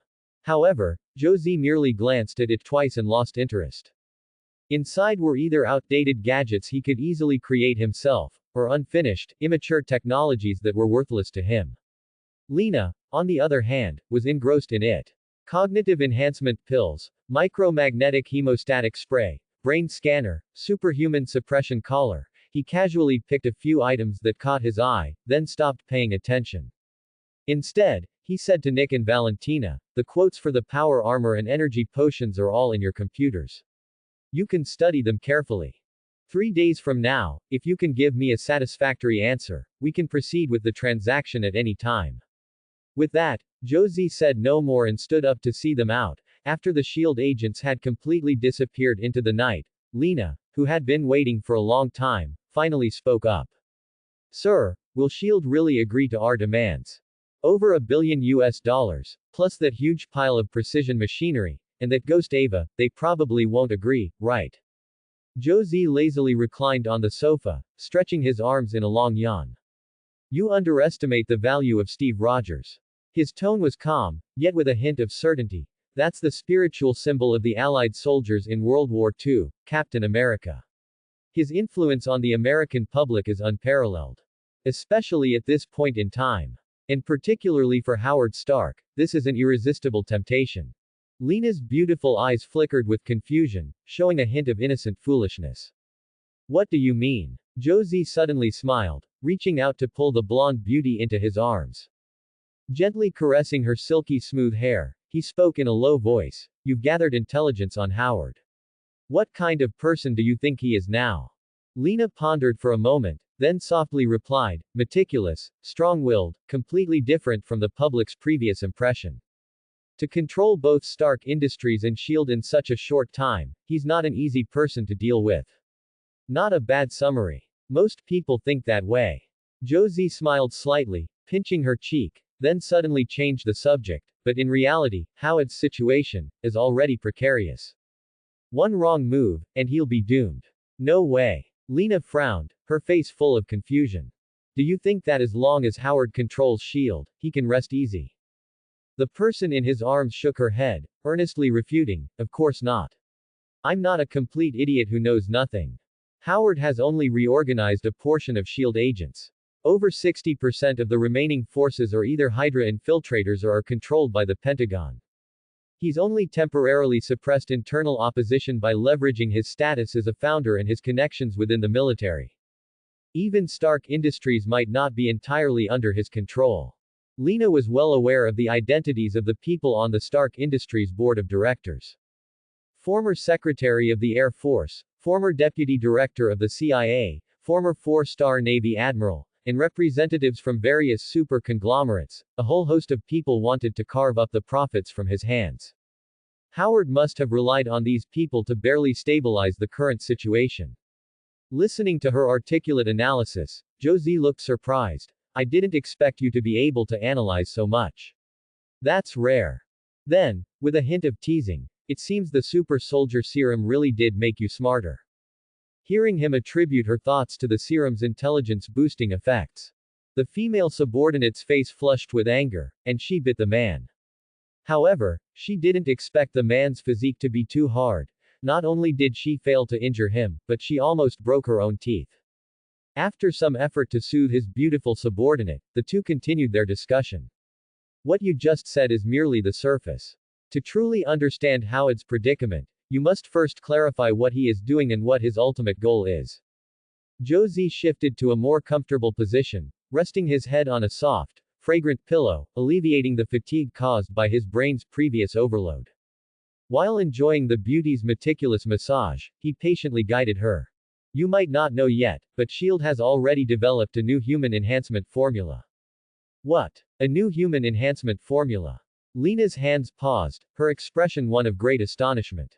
Indeed. Josie's eyes narrowed, his voice filled with admiration. It just goes to show, it's the Starks for you. They always manage to come up with something new. But what does that have to do with his precarious situation? Lena was getting more confused by his explanation. Don't rush, let me explain slowly. Soon, as he recounted bit by bit, the internal situation of S.H.I.E.L.D. began to unfold. To analyze Howard as a character, he must be divided into 5 parts. 1. The Golden Age 1930s-1945. Howard Stark was born in San Francisco and grew up in the ruins of the Great Depression.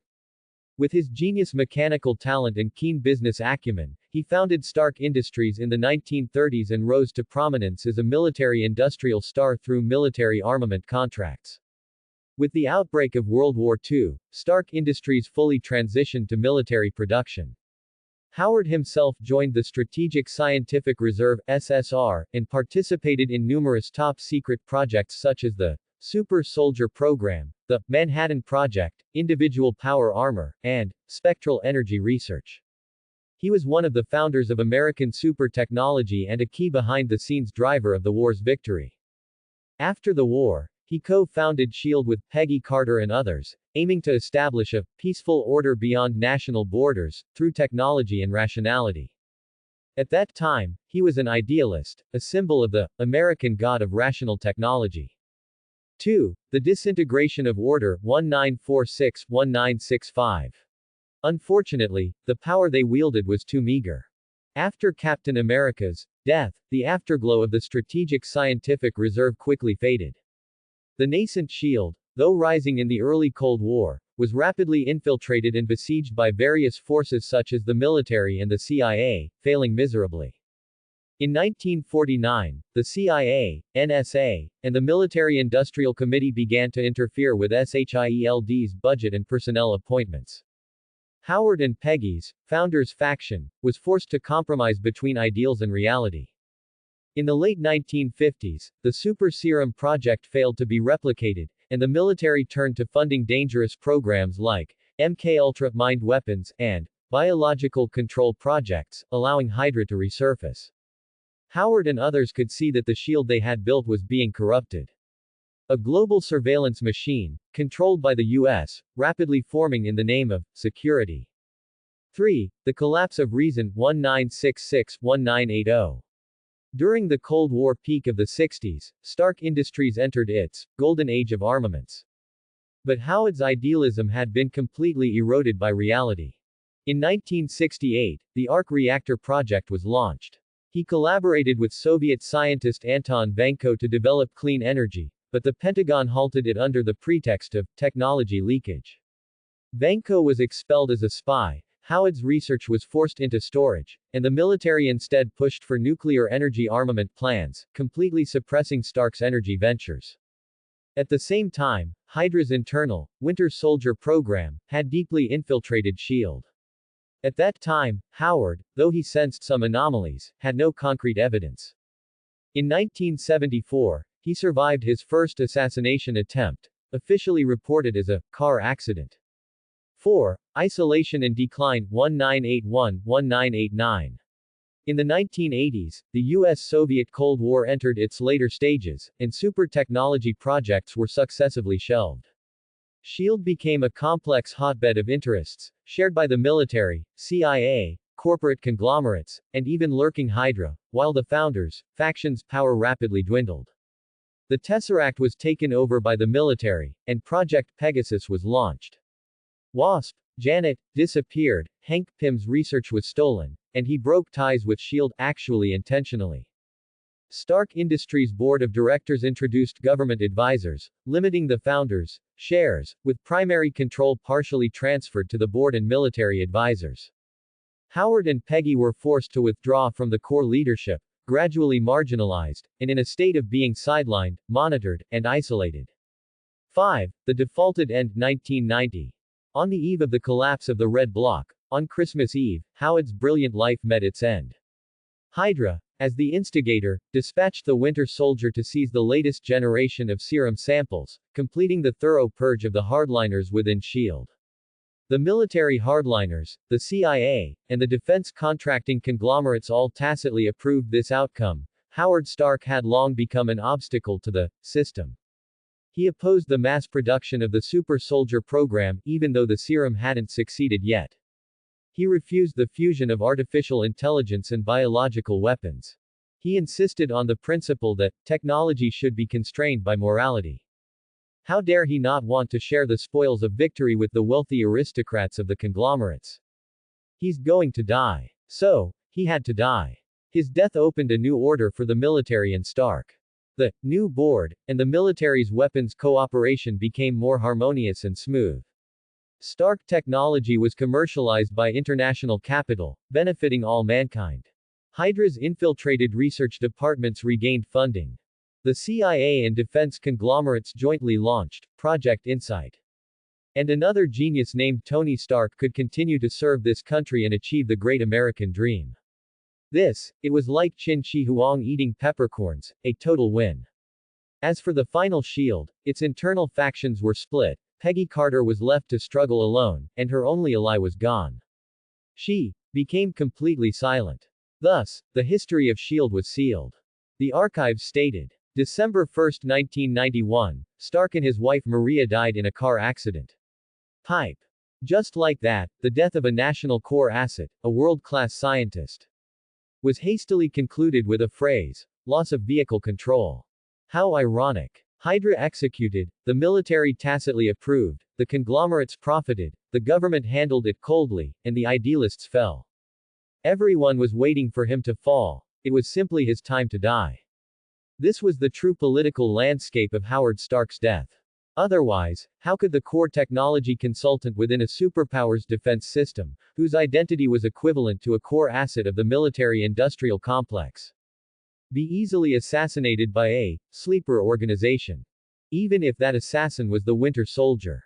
Therefore, this led to Peggy Carter's two remarks upon seeing Captain America return from the ice. You saved the world, and we messed it up again. The world has changed. We can't go back. We can only do our best, and sometimes the best choice is to start over. According to the normal trajectory, Howard's best curtain call time. Joe Z took a bite of the fruit Lena handed him, saying indistinctly, it should be when the Red regime collapses. Perhaps because of my appearance, Hydra became impatient. But precisely because of you, sir, Howard didn't die. Lena held the sliced apple wedges, her eyes sparkling with wisdom. He not only survived but also took the opportunity to catch various forces off guard. And with lightning speed, he integrated some forces, taking the initiative into his own hands.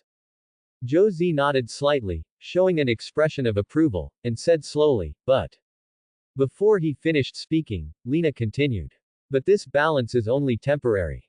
Once the Cold War ends, or someone can't hold back and makes a move, with the power he has, he won't be able to sustain the situation at all. That's right, Joe Z affirmed. Howard, with his resurrection from the dead posture, intimidated a group of secretly lurking forces, enjoying unparalleled glory for a time. But he knew best in his heart that it was merely superficial splendor, like flowers adorning brocade and oil fueling a fierce fire. In reality, he was already sitting on a volcano about to erupt. Wolves surrounded him in front, and a bottomless abyss lay behind. He was in a dilemma. From the moment he awakened, Howard had completely seen through the situation.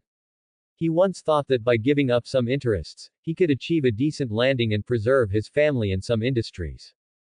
But he miscalculated Hydra, that venomous snake, and underestimated his own threat in the eyes of those old guard forces. Stark Industries was never just a technology conglomerate, It possessed the potential to change rules and order. And the conservative forces have always disliked change. The cake on earth is not large to begin with, and a wolf cub got mixed in with the dogs, so the outcome is predictable.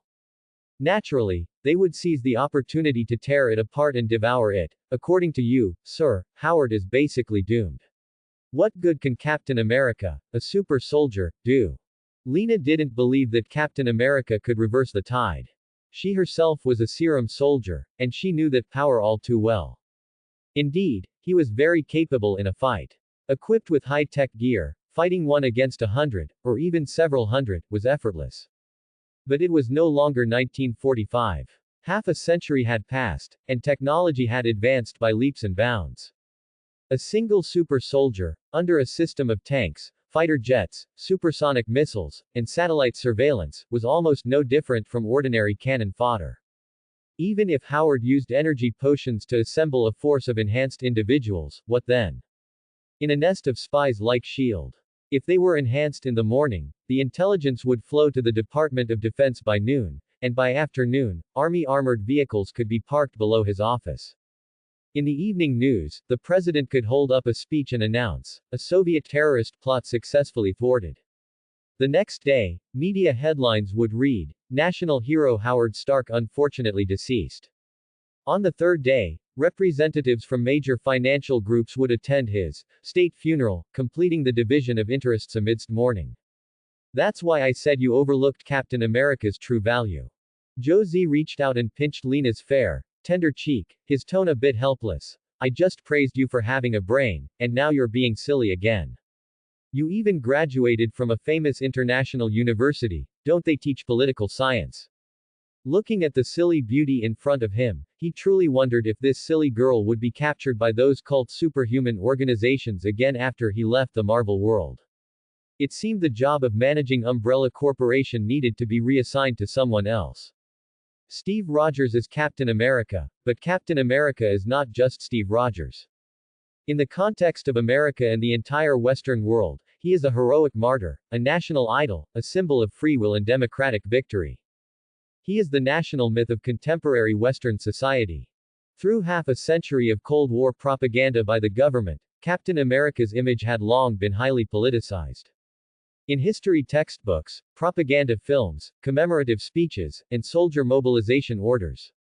He was the eternally unyielding warrior, proof of God's gift of freedom to the West.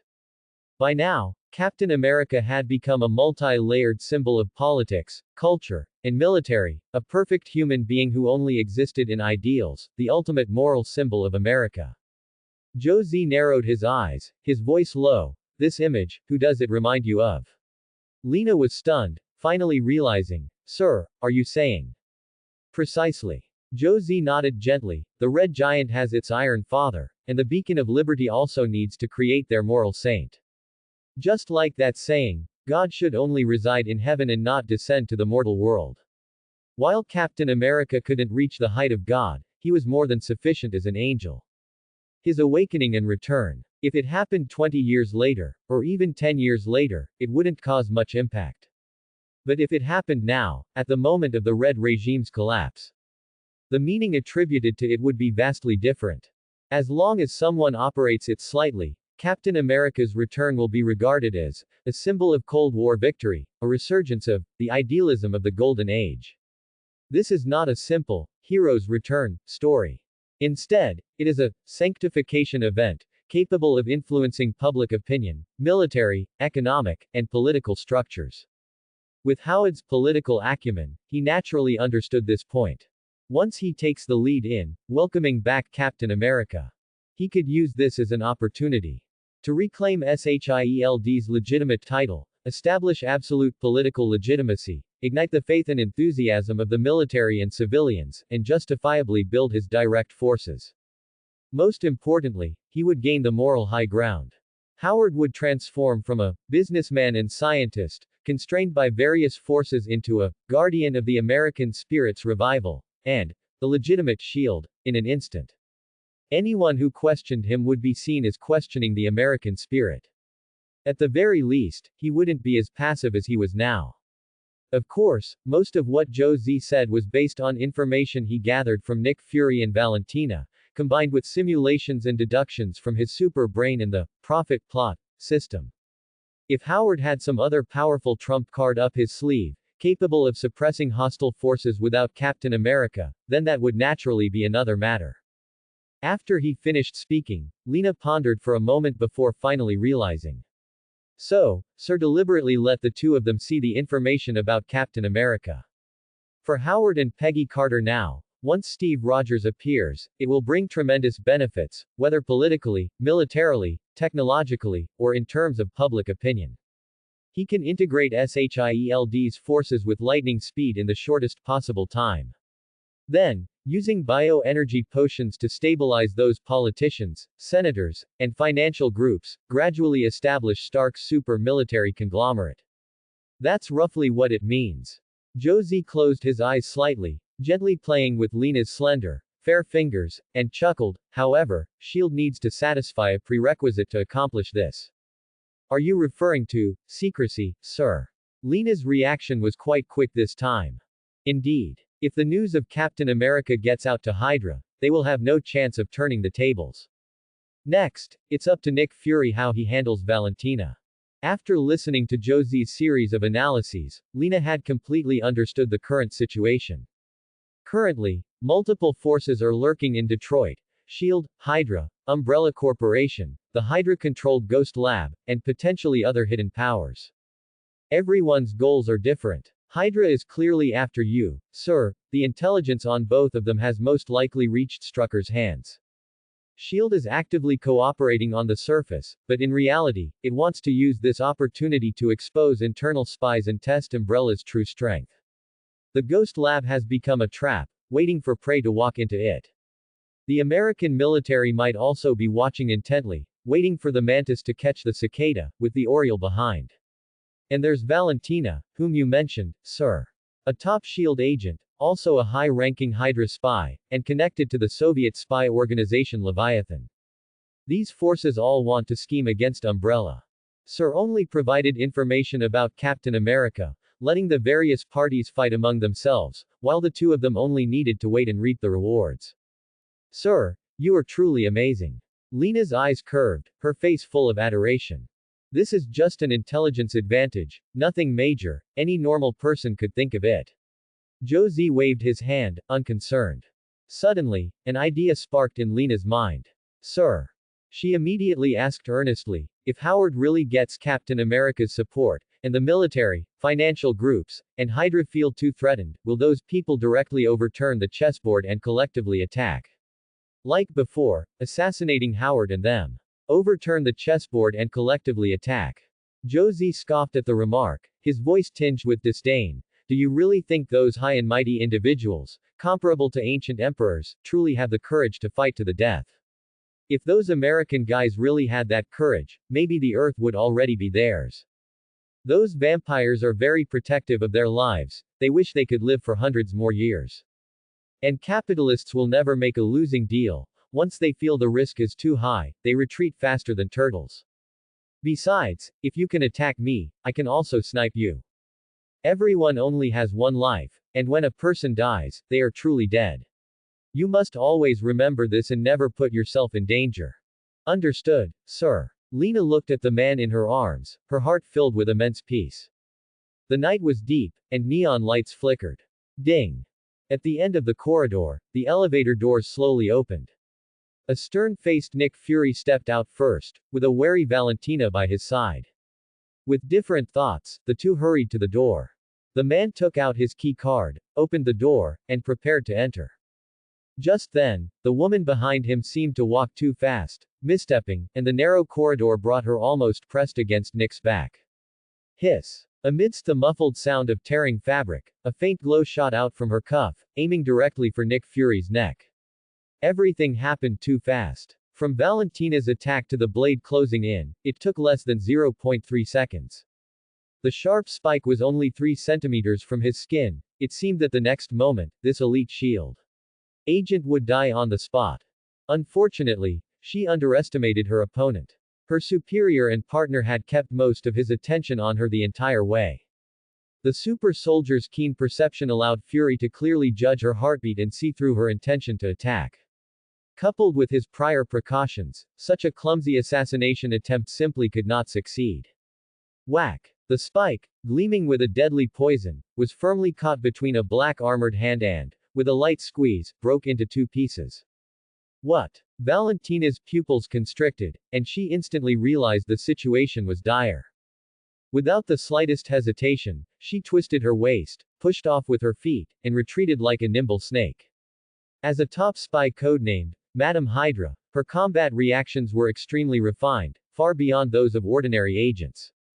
While retreating, she drew two special silver pistols from her waist. Bang! Bang! Bang! In the dim corridor, muzzle flashes erupted. In just 1 second, more than a dozen bullets were fired, showering Nick Fury.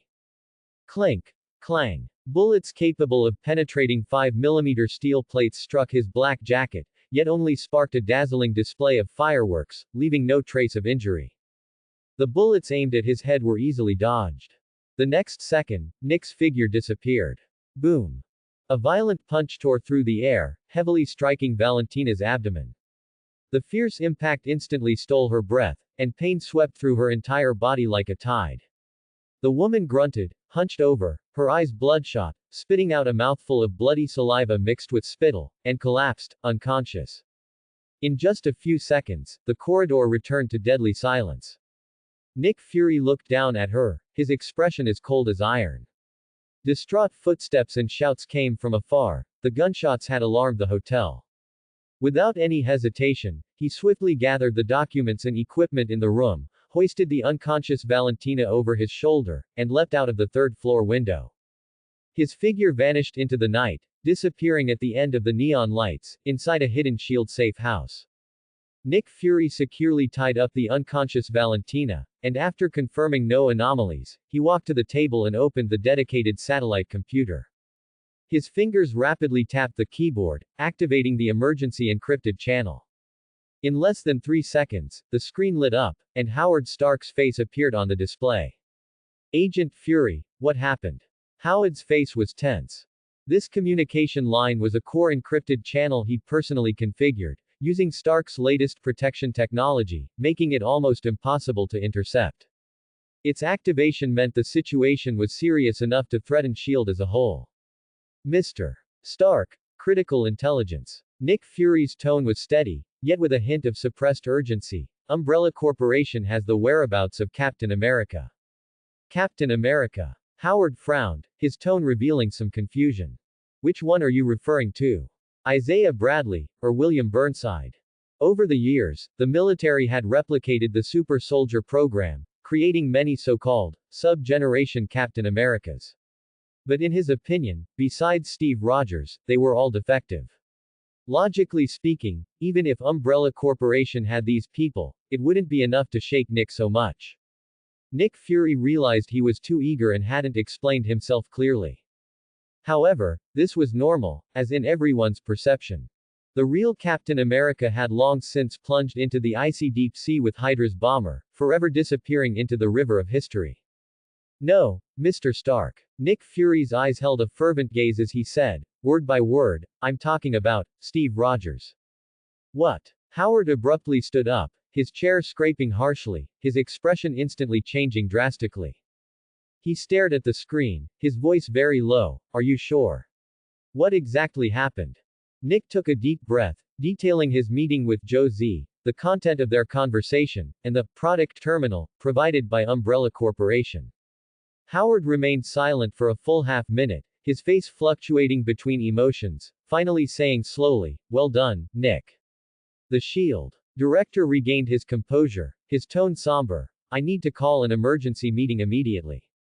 You contact Duggan, Captain, Dum Duggan. Remember, no matter what, this intelligence must not be leaked. Understood. Communication disconnected. Midnight, Washington, Triskelion. In the central conference hall, 4 people sat around a round table. Glass screens on either side of the table glowed blue, projecting images of Dum Duggan and Gabe Jones. Howard stood in the center, his expression grave, hands resting on the table. 4 hours ago, Nick Fury received the latest intelligence from Umbrella Corporation. He surveyed everyone present, meeting their questioning gazes, and slowly uttered a sentence. Captain America, Steve Rogers, might still be alive. The air instantly froze. The conference room fell into a deathly silence. The next moment, boom! It was as if a bombshell had been dropped in the hall, instantly making everyone dizzy.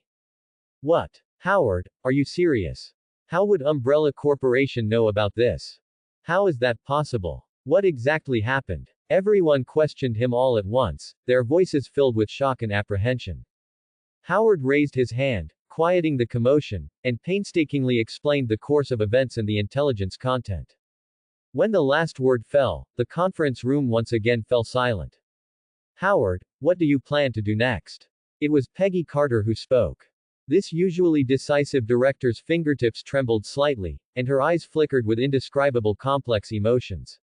If the intelligence is true, then we must obtain this information.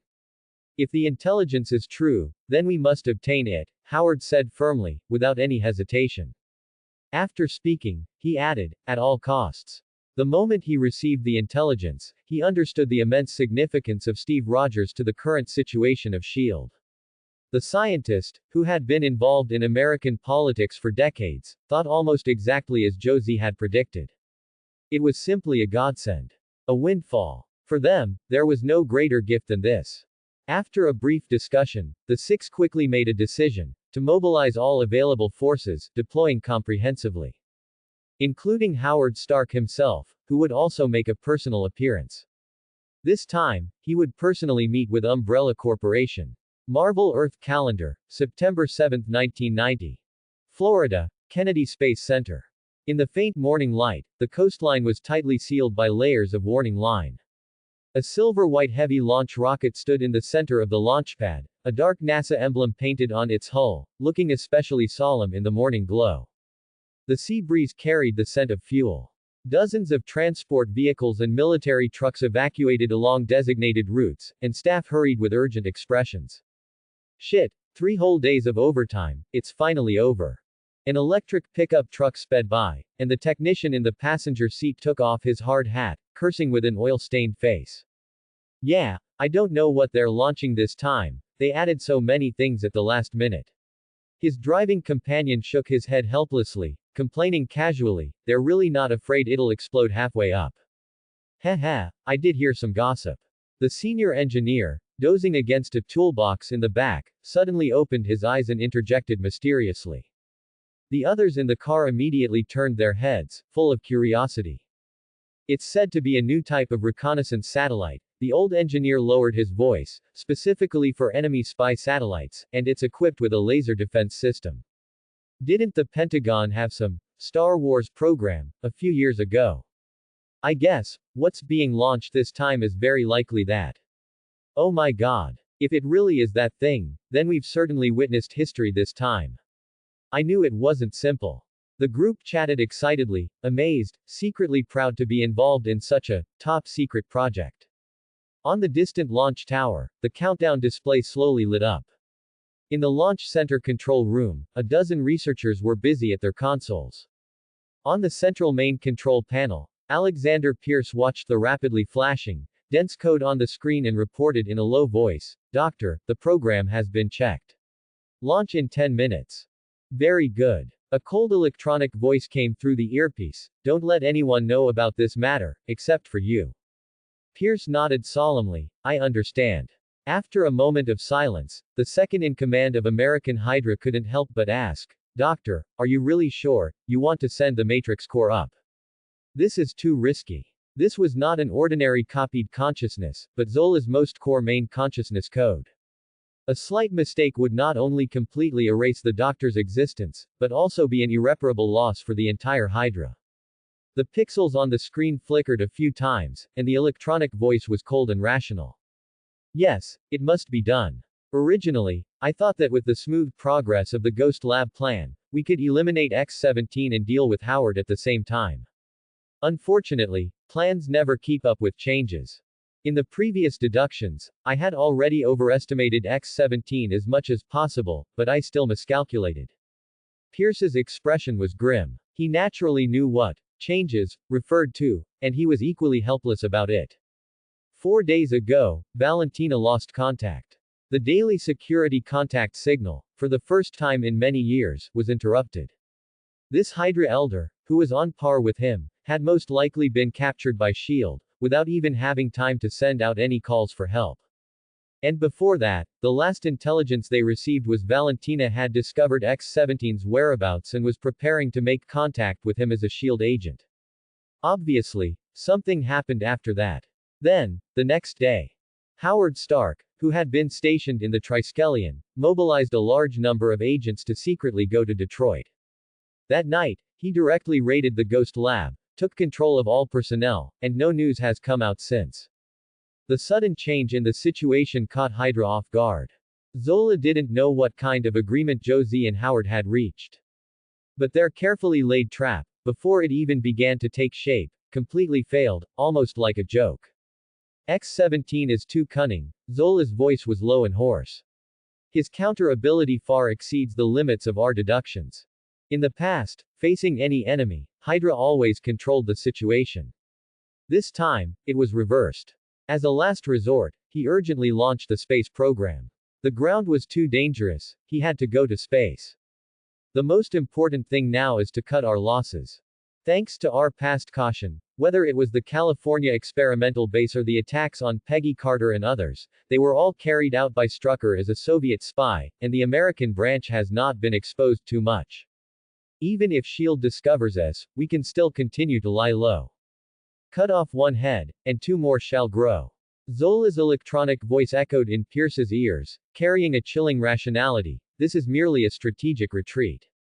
As long as Hydra exists for one day, it can continuously grow and expand. Sooner or later, we will regain control of everything. So next, Hydra goes back to sleep. Pierce nodded gravely, agreeing with Zola's analysis of the current situation. But the second-in-command of the American branch of Hydra also voiced his confusion. Doctor, will there be any accidents if the Ghost Project is handed over to Strucker? I heard that he prepared a lot of good things for this operation, even planning to bring out mechanical cyborgs. Hearing his question, Zola's pixelated head flickered rapidly, emitting a burst of electronic mockery. Ha ha ha, that fool has always been obsessed with superhuman technology. Now that he has taken the initiative in the plan, he will definitely continue to try to capture X-17. At this point, his tone shifted, and he said coldly, but X-17 is not as simple as he imagines. We currently have no way to deal with the things he possesses. If there are no surprises, he will definitely fail. Are you referring to Hank Pym's shrinking technology? Pierce asked uncertainly, does X-17 really have such technology? How did he convince Pym? This is my deduction, but the probability is as high as 95.3% or more. Originally, according to the plan, with careful arrangements in the Ghost Lab, there was a great chance to eliminate X-17, but unfortunately, there's no opportunity now. Zola's pixelated head appeared and disappeared, his tone filled with deep regret and unwillingness. It recalled a previous deduction and silently added in its heart, perhaps, there will never be another chance. In its heart, the previous Ghost Project should have been Hydra's last chance.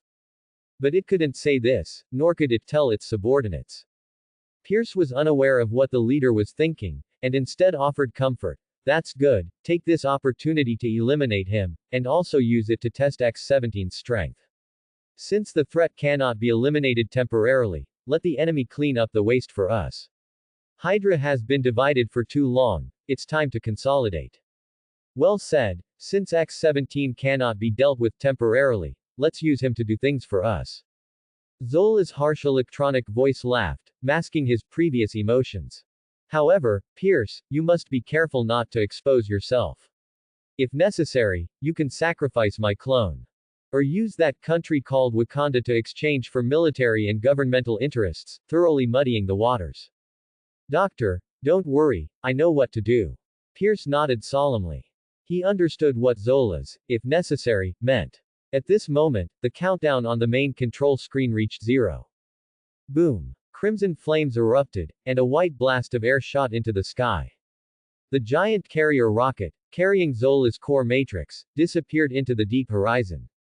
Time rewinds to September 4, 3 days earlier. Outside Detroit City, in a deserted three-story mechanical factory.